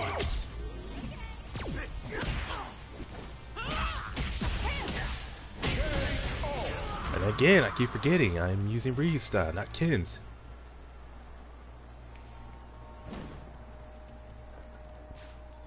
Hit the Queen, Mr. Maximum.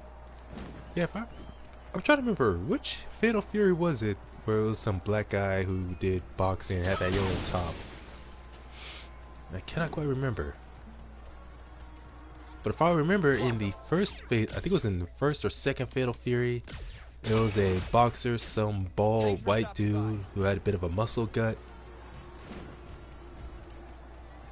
And I remember one of his moves was a projectile, kind of similar to the hurricane upper that Joe had. Only instead of hurricane upper, his was just simply called tornado upper, and he was only able to throw out one of those, whereas Joe in most games could throw up at least, in some games, 2, 3 if he's using a enhanced version, or EX, whichever you want to go with. But I remember in Fatal Fury 2, whenever he did that move, the way it sounded, the way he said tornado upper, it almost sounded a bit robotic, but it just sounded cool. And the motion for it I liked.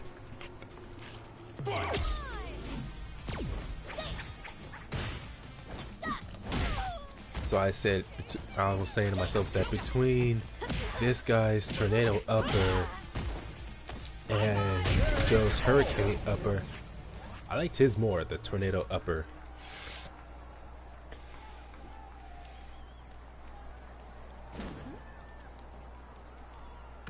Yeah? Yeah? Hey.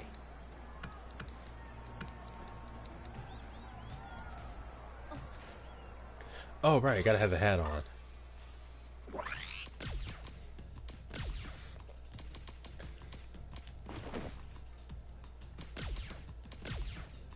That's not what I wanted. Wait, it says here somewhere.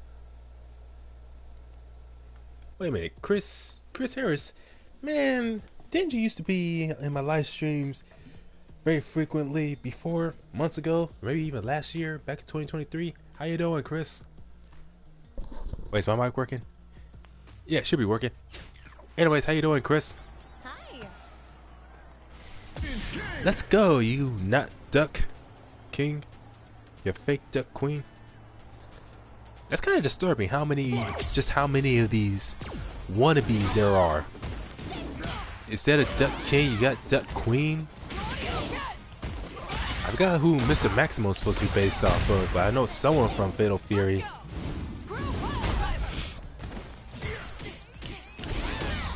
Not to mention when you go to the Pow Pow Cafe and you see these people based off who wear clothes based off of Mary, Joe, and Andy. And again, it's very disturbing.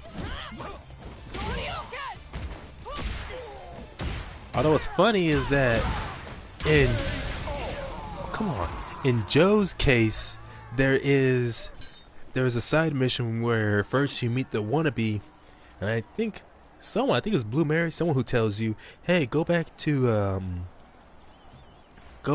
Metro City, you'll find Joe there. And it's like, as soon as I saw Joe, he just had such an angry look on his face, and it was funny to me, but at the same time he looked kind of scary. I was like, wait a minute, is that the real Joe Higashi? Dang, he looks mad. Of course it makes sense that he's mad, finding out there's someone copying him. Oh wait, on my live stream, Michael Max. Oh, is that? Wait, let me look it up. Ah, damn allergies.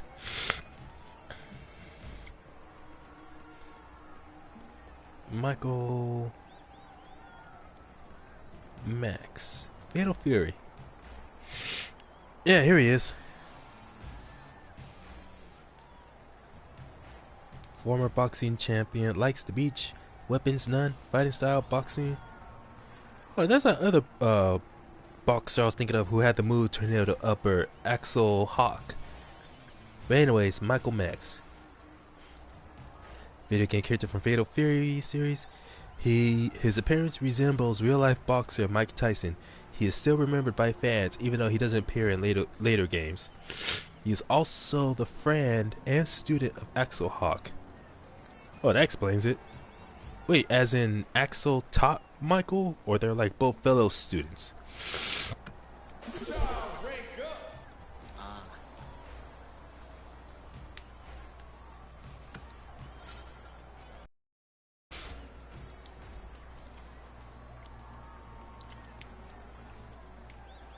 Man, what I don't like about the boxing glove accessories is that when you get them, they look so form-fitting.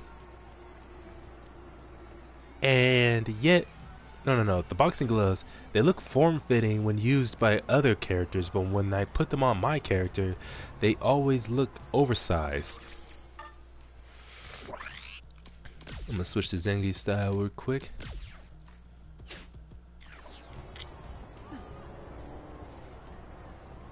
Okay, let's try this again.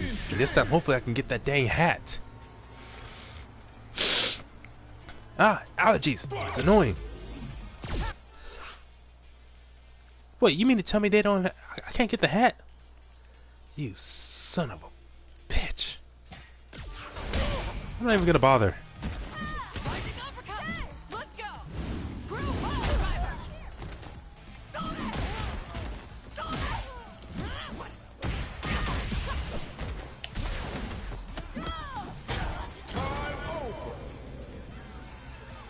Man, of course, even as I'm trying to escape, she still has to be stubborn. Welcome.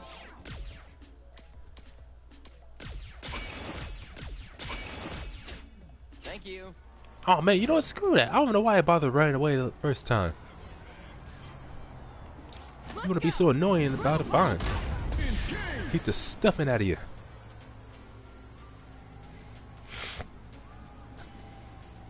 Come on.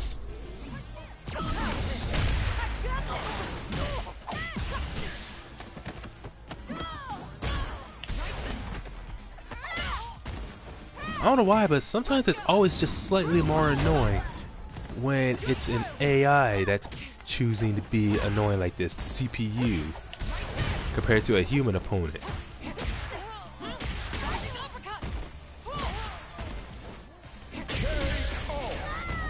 Okay, I wanted to land at level 3, but it did not happen. Oh well. Okay, can I lose this damn hat now?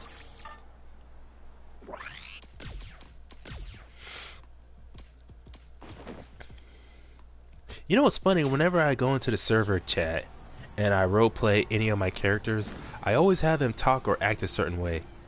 Like when I play as my Asian character, Senshi Yagami, I have him talk in the most arrogant, obnoxious way. Not Aiden levels of arrogant, like more like arrogant and hot-headed like Joe, but still respectable to his opponents. But what was it? And I keep having Joe talk, referring to himself as the so-called King of Combat, and always talking with exclamation points at the end, versus someone like Jason or Correa, who talk in a more relaxed but still equally competitive manner. Great hustle out there.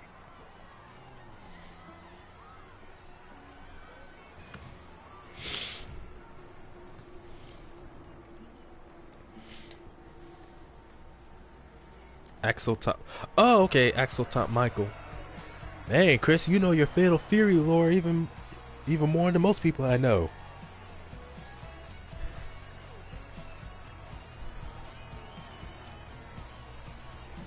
Man, why is Damned looking so weird?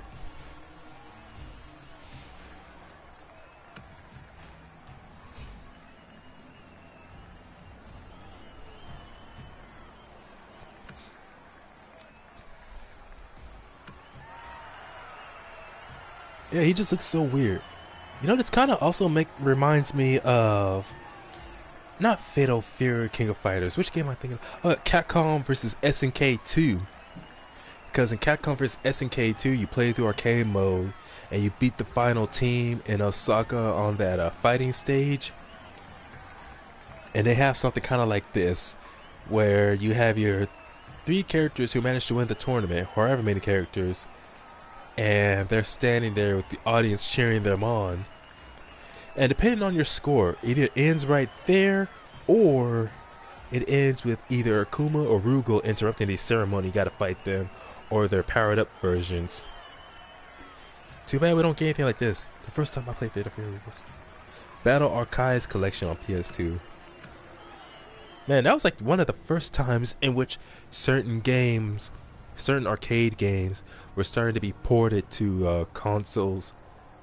What was modern at that time, such as PlayStation 2 and I believe Xbox as well, was getting ports like that.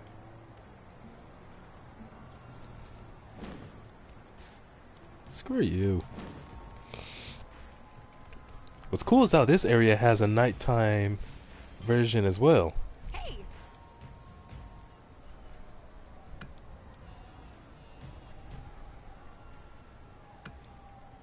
Let's go. Yeah, she's right. It is wild how many people are dressed up as certain fighters. So many dang wannabes. Still, the fact that Joe himself, when you first see him, how he just looks so mad. Like, how dare there be someone out there trying to copy my style? I ain't having that.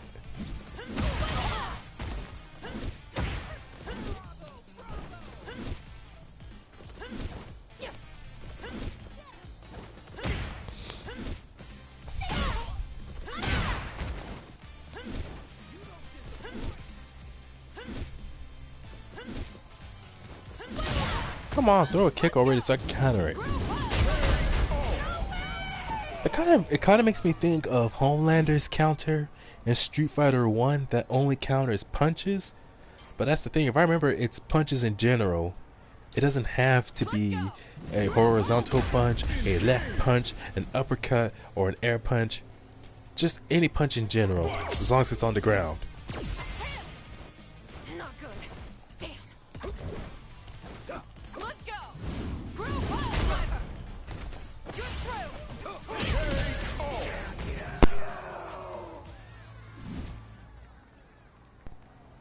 Boom. I'm trying to think. When was the first time I played first time I played Street Fighter 3 Third Strike was that Let's go. Screw ball. Street Fighter Anniversary Collection, which had Street Fighter 3 Third Strike and Street Fighter 2, with its various different versions up to Let's go. Super Turbo. Super Street Fighter 2 Turbo. And what's cool is how both of them had extra modes that you could actually unlock. Like Hyper Street Fighter 2 or Third Strike having this mode to where you can make certain changes to the game. Like being able to use EX moves without losing meter, having access to all of your super arts. And what was the other one? Oh yeah, being able to cancel out of canceling any special, well, almost any special move into a Hey there. into a super move, and canceling almost any special move into another. We're already busy prepping for the next Knockout Festival. Let's go. Screw ball driver. The next one. Who's the next one gonna be for? Elena? I'm looking forward to that one. Like, hurry up and give us the latest so we can have some bona fide capoeira up in there. I just hope they don't ruin her style or do something about it to make it look not appealing.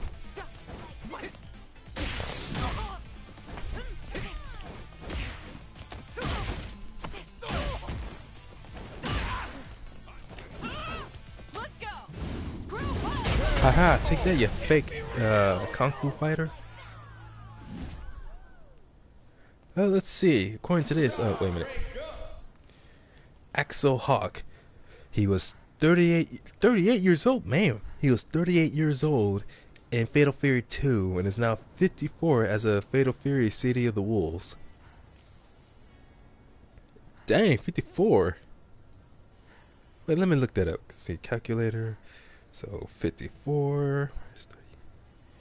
Oh, 16 years. So City of the Wolves. It's a 16-year difference between Fatal Fury 2 and Fatal Fury. Wait a minute. Fatal Fury.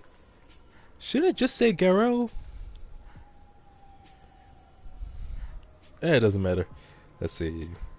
Relatives, unnamed mother, professional boxer, likes his mother, dislikes mice, hobbies, radio control, usually RC cars. Oh, so Mr. Axel Hawk is into RC cars. That's pretty cool. And oh, and one character I would like to see return as a playable character, if that will ever be possible, is Jubei Yamada. But the thing is, he's already an old man. He's 70 years old.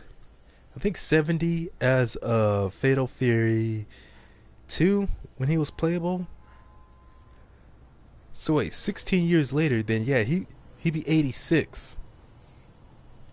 Although that's still not a big deal to me because it's like it's video games. What can I get you? Characters live as long as they write, as long as the developers desire. I mean, just look at who was that old man who was over 100 years old as a Tekken 5 and 6. Thanks for stopping by. I can't remember his name, but if I remember, I think he was supposed to be Ling Xiaoyu's grandfather. But anyways, he hasn't been playable since Tekken Tag Tournament 2 and canonically since Tekken 6. But I don't remember it having anything to do with him dying or not. I think it was just them just not wanting to bring him back anymore. I mean, for instance, Gin was himself an elderly man in Street Fighter 1. But he came back, was still fighting as a Street Fighter in Street Fighter Alpha. Yeah, Alpha 2, and coming back again in Alpha 3. So you use throws against Then came back yet again in Street Fighter 4. And Akuma's character story had him fighting Gin in Street Fighter 6. Although I think it was more to rather if Gin died or not. I just remember he was just left defeated and he was just left alone by Akuma after that. But nothing to confirm that immediately confirms that he in fact actually died.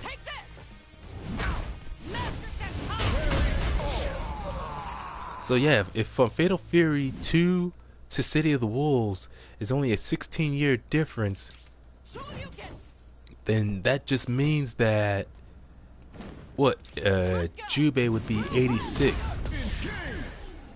But then yeah, he may be old, but they still could just have him keep fighting, saying, "Hey, I may be old, but I'm just as strong as ever." Because that's the thing about fiction.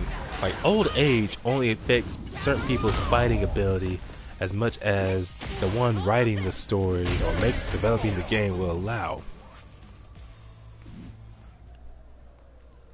I don't know, that's what it is with some people. Some people cannot suspend their disbelief of reality, saying old people will never be able to fight that well, especially against their younger opponents at the age of 86, especially if they're using such and such style or whatever.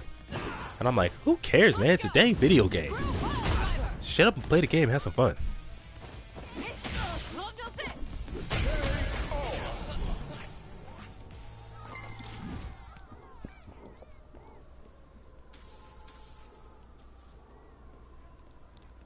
You know, I gotta say, Manon's reverse A doesn't really mesh well with Zangief's style. Especially when the only move that can be cancelled into it naturally is forward heavy punch.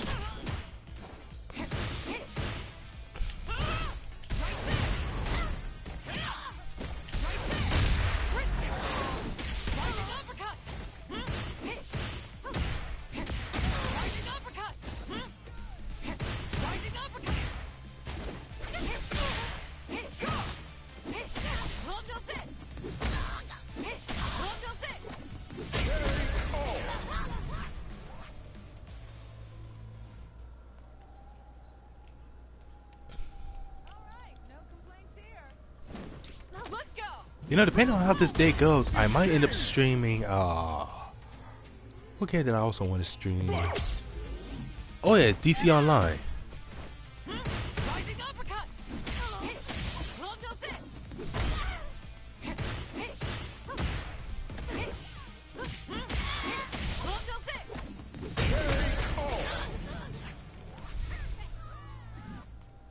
You know, part of the issue with having reverse say is that I have Luke's rocket uppercut, and sometimes going from forward and heavy punch or any any move that involves forward and whatever strike into a quarter circle on my controller, it registers as a Shoryuken or uppercut motion. Yeah, I'll just get rid of that then. Let's see, get rid of that. This way I'll have, well, I already have double lariat as an anti-air, so I just need to find some other move then.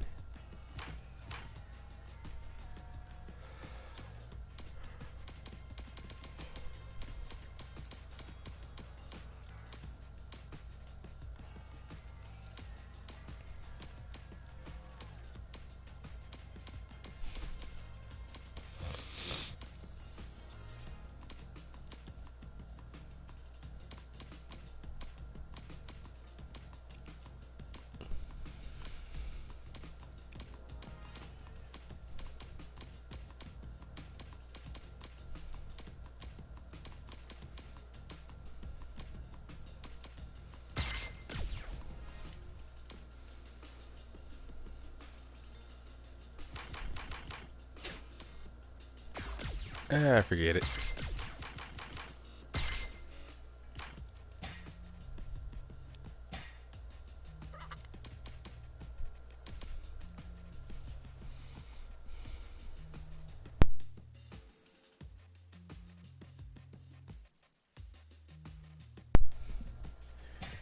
You know, as far as getting special moves from other characters outside of the main cast, it's unfortunate we're only limited to just one, because I hate the fact that we only get Joe's Hurricane Upper, because I don't even like that move that much.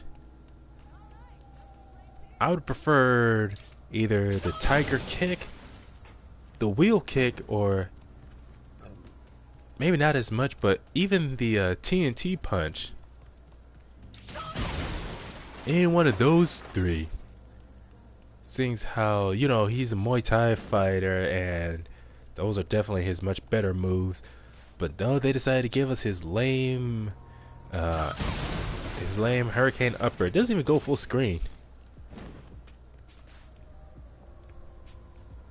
Huh, kind of cool to see them this time with, well, it seems like we weren't supposed to enter as a couple. Let's go. Screw ball.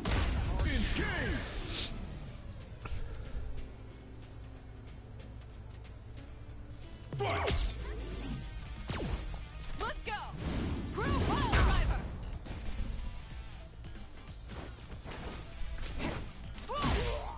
Right there. Bye bye. Right there. Longbow six.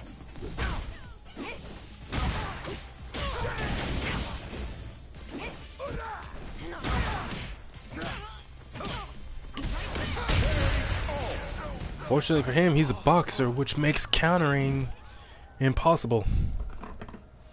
I still hate that they did that with Zangief Street Fighter 5 and going into this game. They should have just made it work as a counter against moves in general and just changed the animation instead of locking it to specifically horizontal kicks.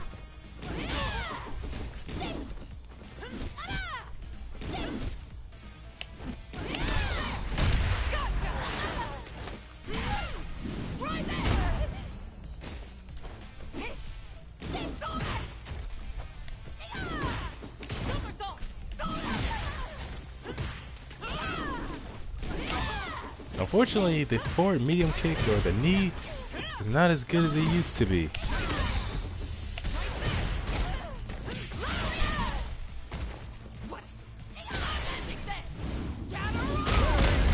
Sheesh, that was about time. It's like any AI opponent that uses Blanca's style is definitely very annoying. But hey, at least that's done and over with. So I think, yeah, I gotta go to the Pow Pow Cafe first. Go there, and then earn Terry style, and doing all those other stuff first. Then come back here at night, so I can fight Ruja and Damned, so I can get their special moves. And it sucks because with Ruja, you get the I forget some yoga flame that he has, but it's an anti-air. But man, it takes so long to come out. It's practically pointless. The one that where he fires the yoga stream along the ground, I would have preferred that. And from Damned, you just get his wheel kick. I would have preferred his command throw. What can I get you? Like, it sucks when you have developers who do something like this. I'm thinking, man, let me pick one. But no, they just like, ooh, let's give them these moves that are so terrible and do not work properly or are too slow to be useful. Okay, so clearly I was wrong before. Here you can run into Ryu to fight later on alongside Terry, or you can team up with Ryu against Terry. Something like that. Team up with Ryu against Terry, or Terry against Ryu. Something like that, which is pretty cool. Still, one of the guys saying they're preparing for the next festival, so I'm wondering again if that's going to be all the way until later in 2025 when we finally get Mai, or if it's going to be for Elena. But it's still one thing that annoys me is how they're handling the season 2 DLC, where we are only getting we're only getting 4 characters. That was, the first was Bison, second being Terry. Now the next one that's supposed to come up is Elena, but the next one after that being Mai. And the thing is, as much as I like the Fatal Fury games, especially, well, I like Fatal Fury more. Not Fatal Fury, King of Fighters. But as much as I like SNK in their games, it should have been at least just one special character. Because people want their legacy characters back, not a bunch of special guests.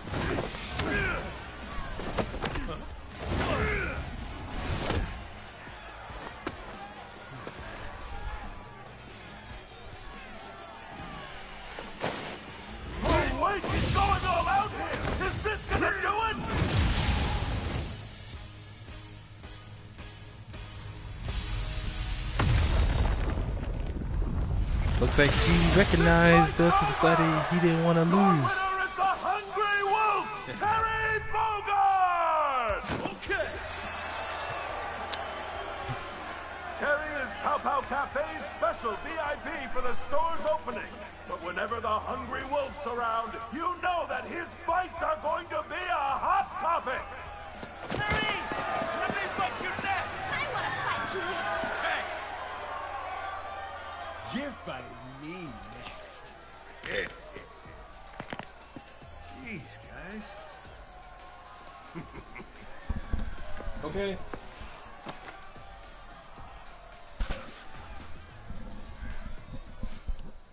Huh, sounds like my mom's taking off. Looks like I'm gonna be in charge of the house again.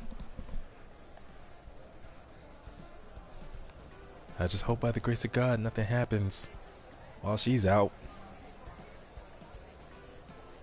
Hey, that guy who dresses, the guy who goes out of his way to dress up like Joe, those I forgot what they're called. Those aren't wraps he's wearing. Because there's stuff I kind of see in some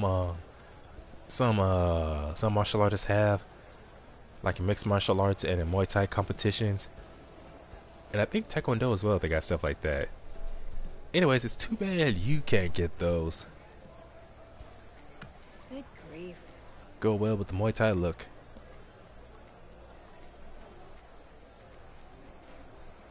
kind of funny how she's calling Rudra a skinny twerp. Come on now. Although it's kind of cool with Dan or with Thrasher, how, seeing as how you encounter him first and beat up his gang first, he's quick to acknowledge you. Like, hey, did you forget about me and Kureya, the champion around here? Like,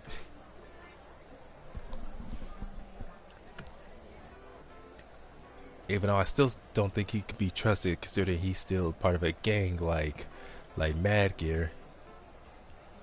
You ain't got the history of Metro City to be calling the shots like you're something. Am I right? You don't say.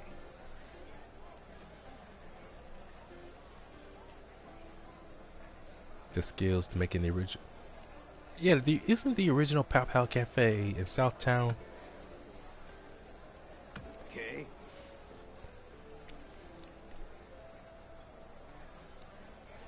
And that's what disturbs me about these three. Like, these three are especially behave like stalkers because of their obsession with Andy, Mary, and Joe.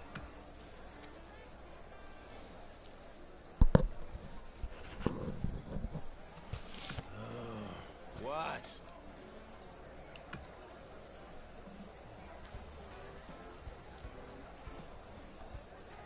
Man, it just shows how much confidence Thrasher and Rudra have in you when they're talking all this mess and they're looking to you to back them up. Making me think, geez, I didn't know I was that special to you guys.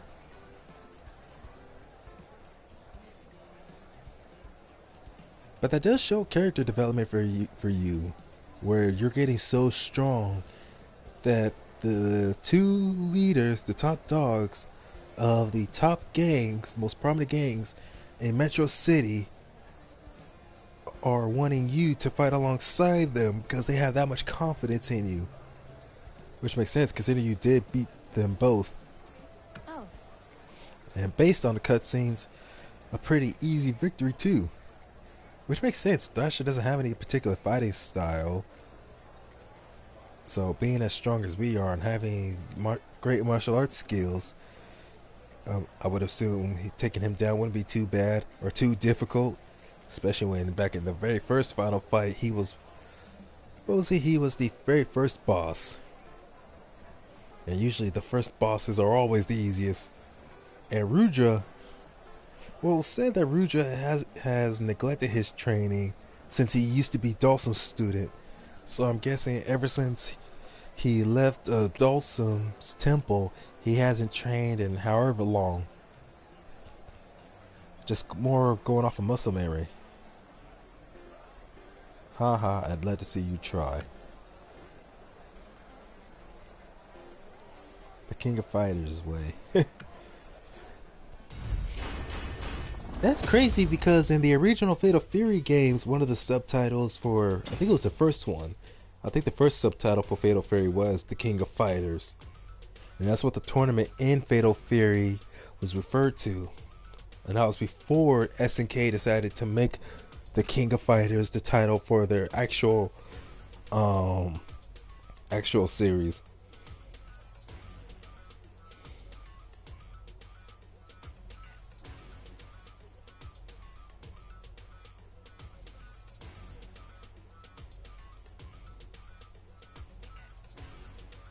Yo, is comments acting up again?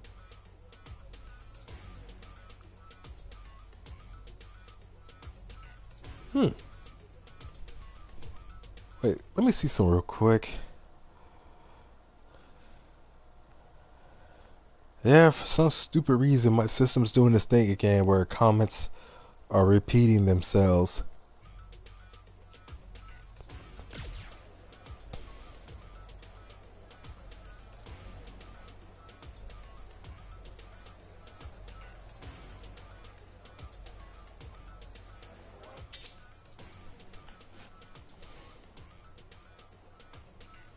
Now, why can't this be something they actually added to the game as a brand new mode?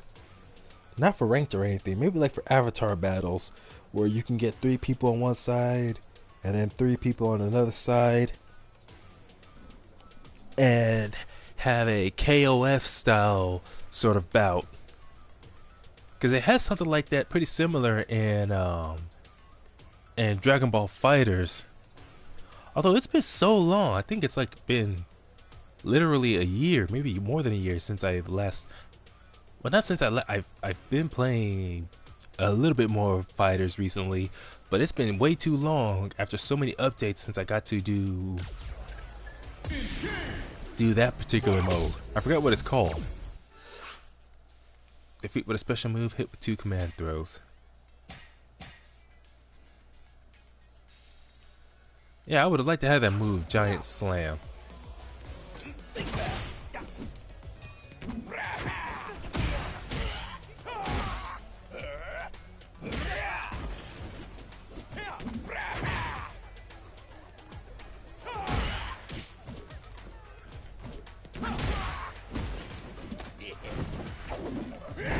Not the greatest amount of, not the fastest throw, but the range on it is pretty good. Seriously, look at that.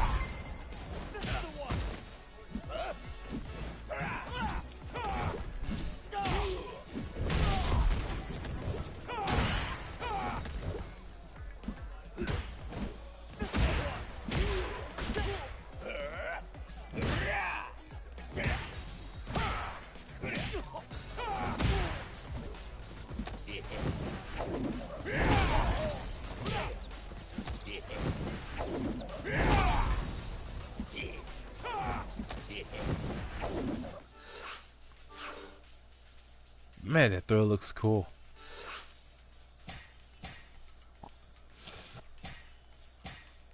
Too bad they don't have any special moves of their own.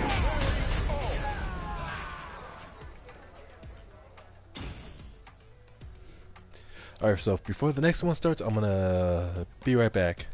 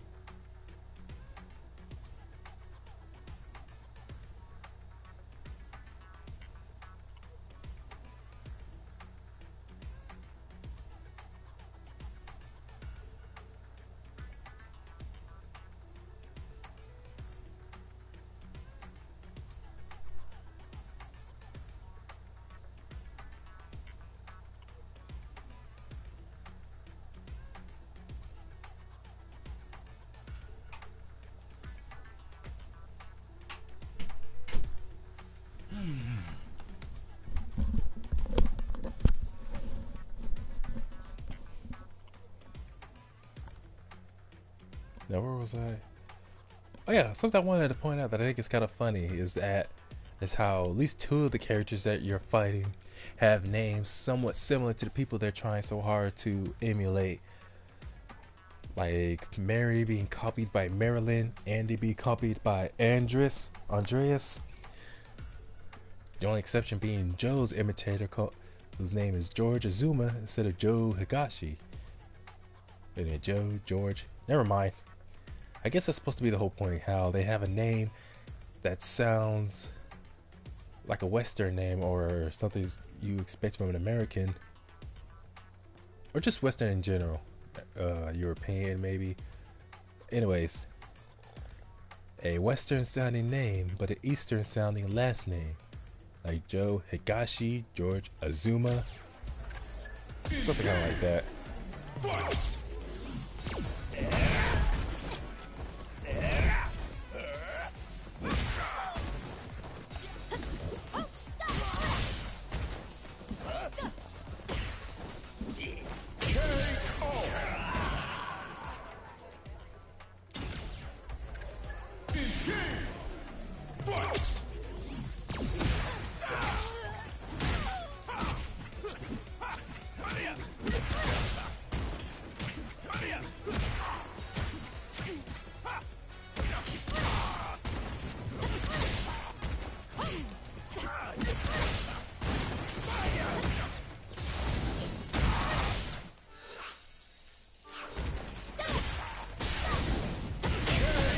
Okay, I was actually trying to fight her with Ruja.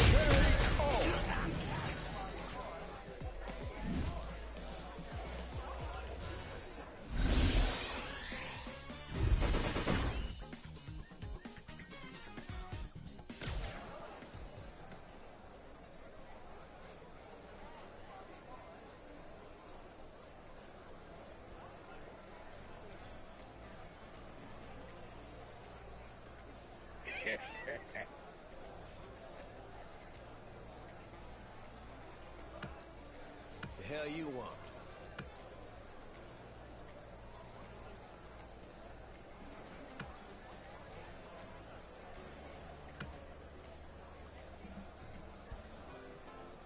Huh?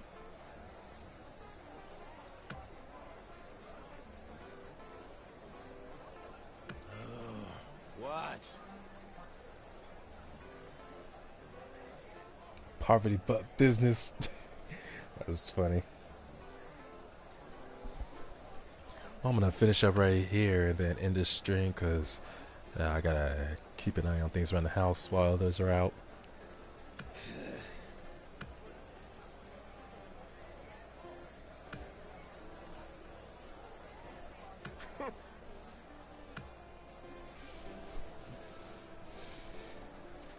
But yeah, it's funny how Ruja is the one who's quick to tell us not to get to tell Thrasher not to get us involved in the whole thing. And yeah, we had to fight both of them anyways. Well, after this match.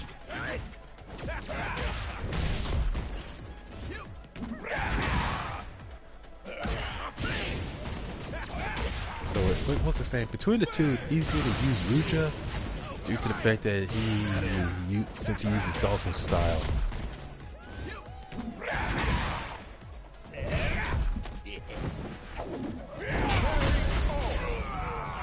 And yet, in the end, Thrasher won. Man, his bodily proportions are weird.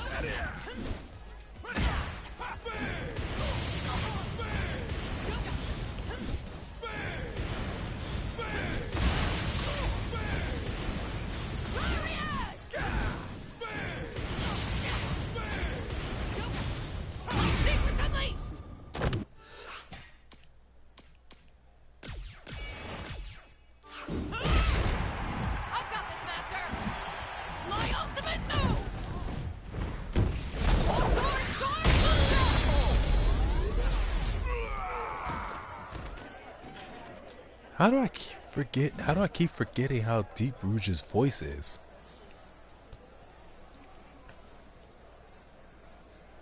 She's that sure. Fix your posture, man. It's bad for your back.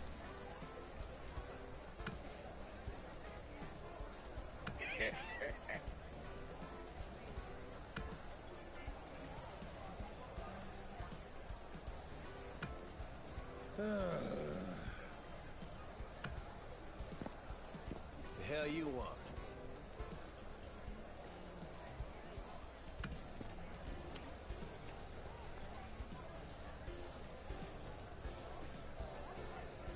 Sheesh, Rouge put a shirt on.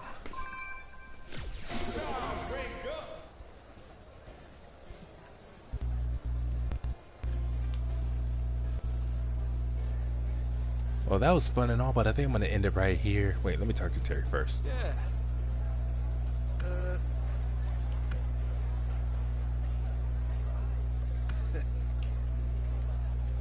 If that's the case.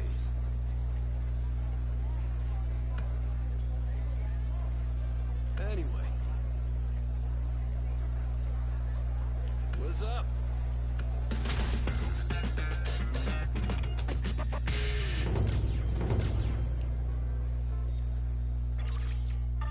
Yeah, Terry's style is pretty fun.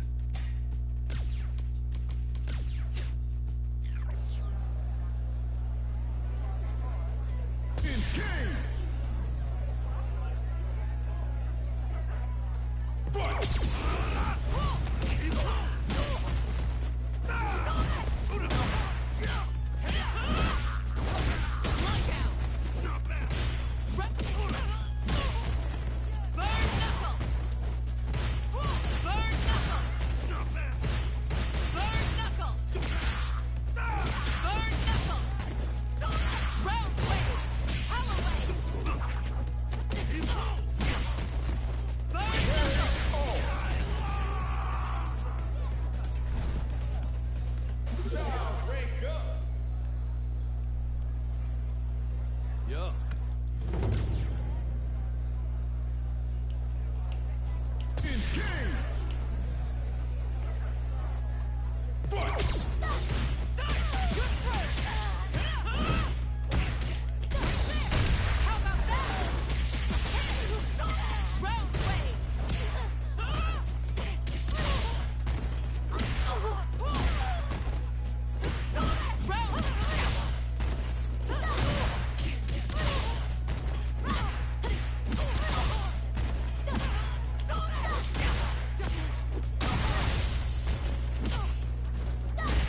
Goodness, give me a break, stupid bitch.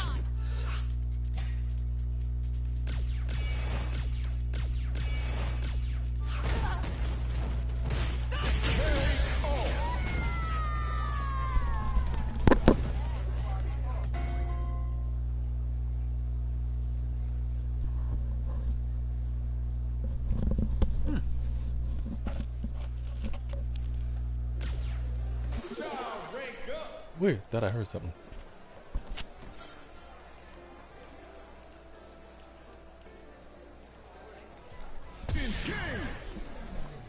But yeah, definitely the One Fateful Day event. It's absolutely great for leveling up your character and leveling up styles. Because almost everyone you fight uses another character style.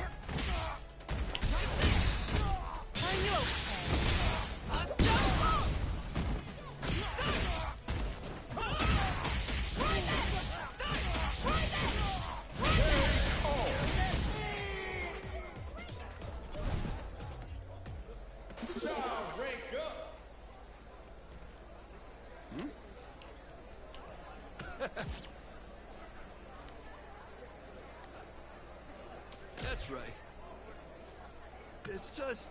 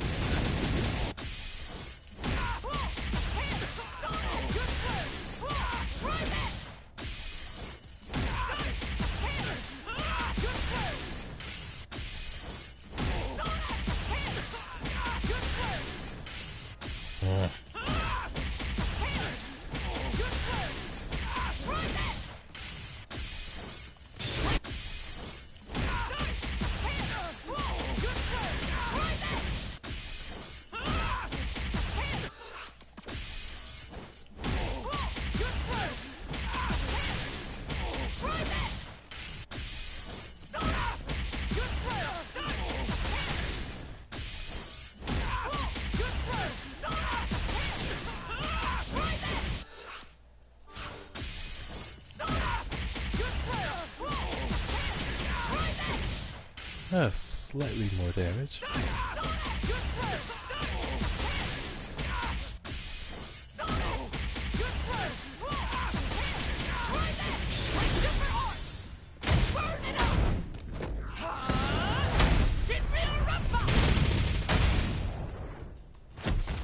You like that? My super art! Burn it up! Shinryu Rumba! Burn up my super art!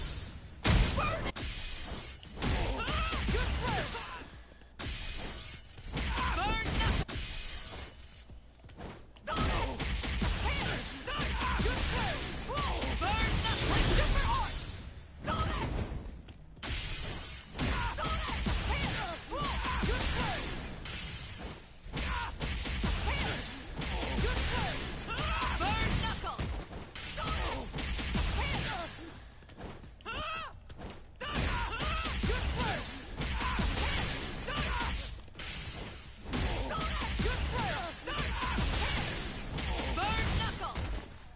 Where's my level 3?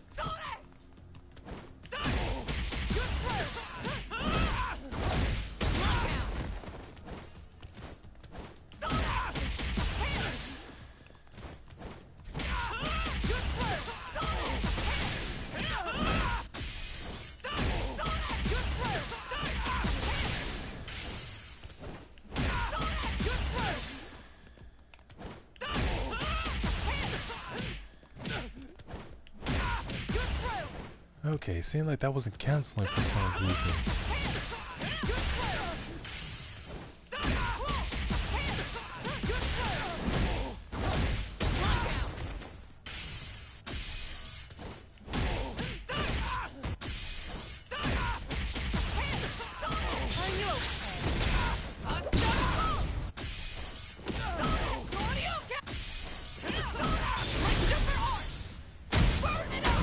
Oh, that actually cancels. That actually connects.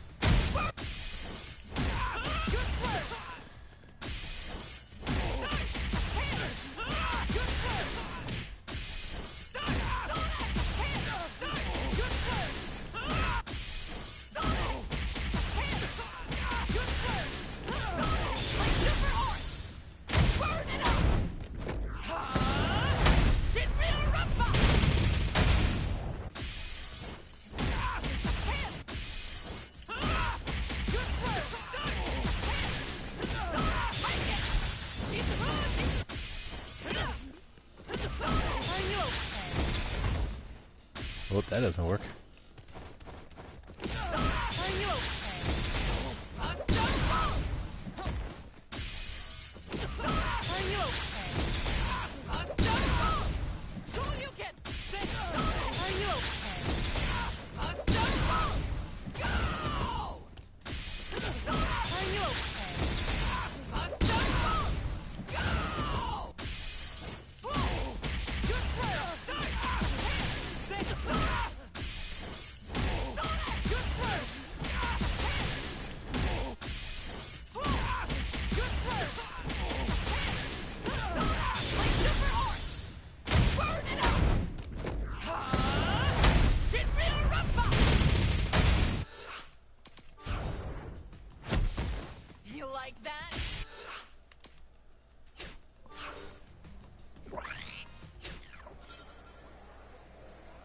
Alright, so that's gonna be it for now.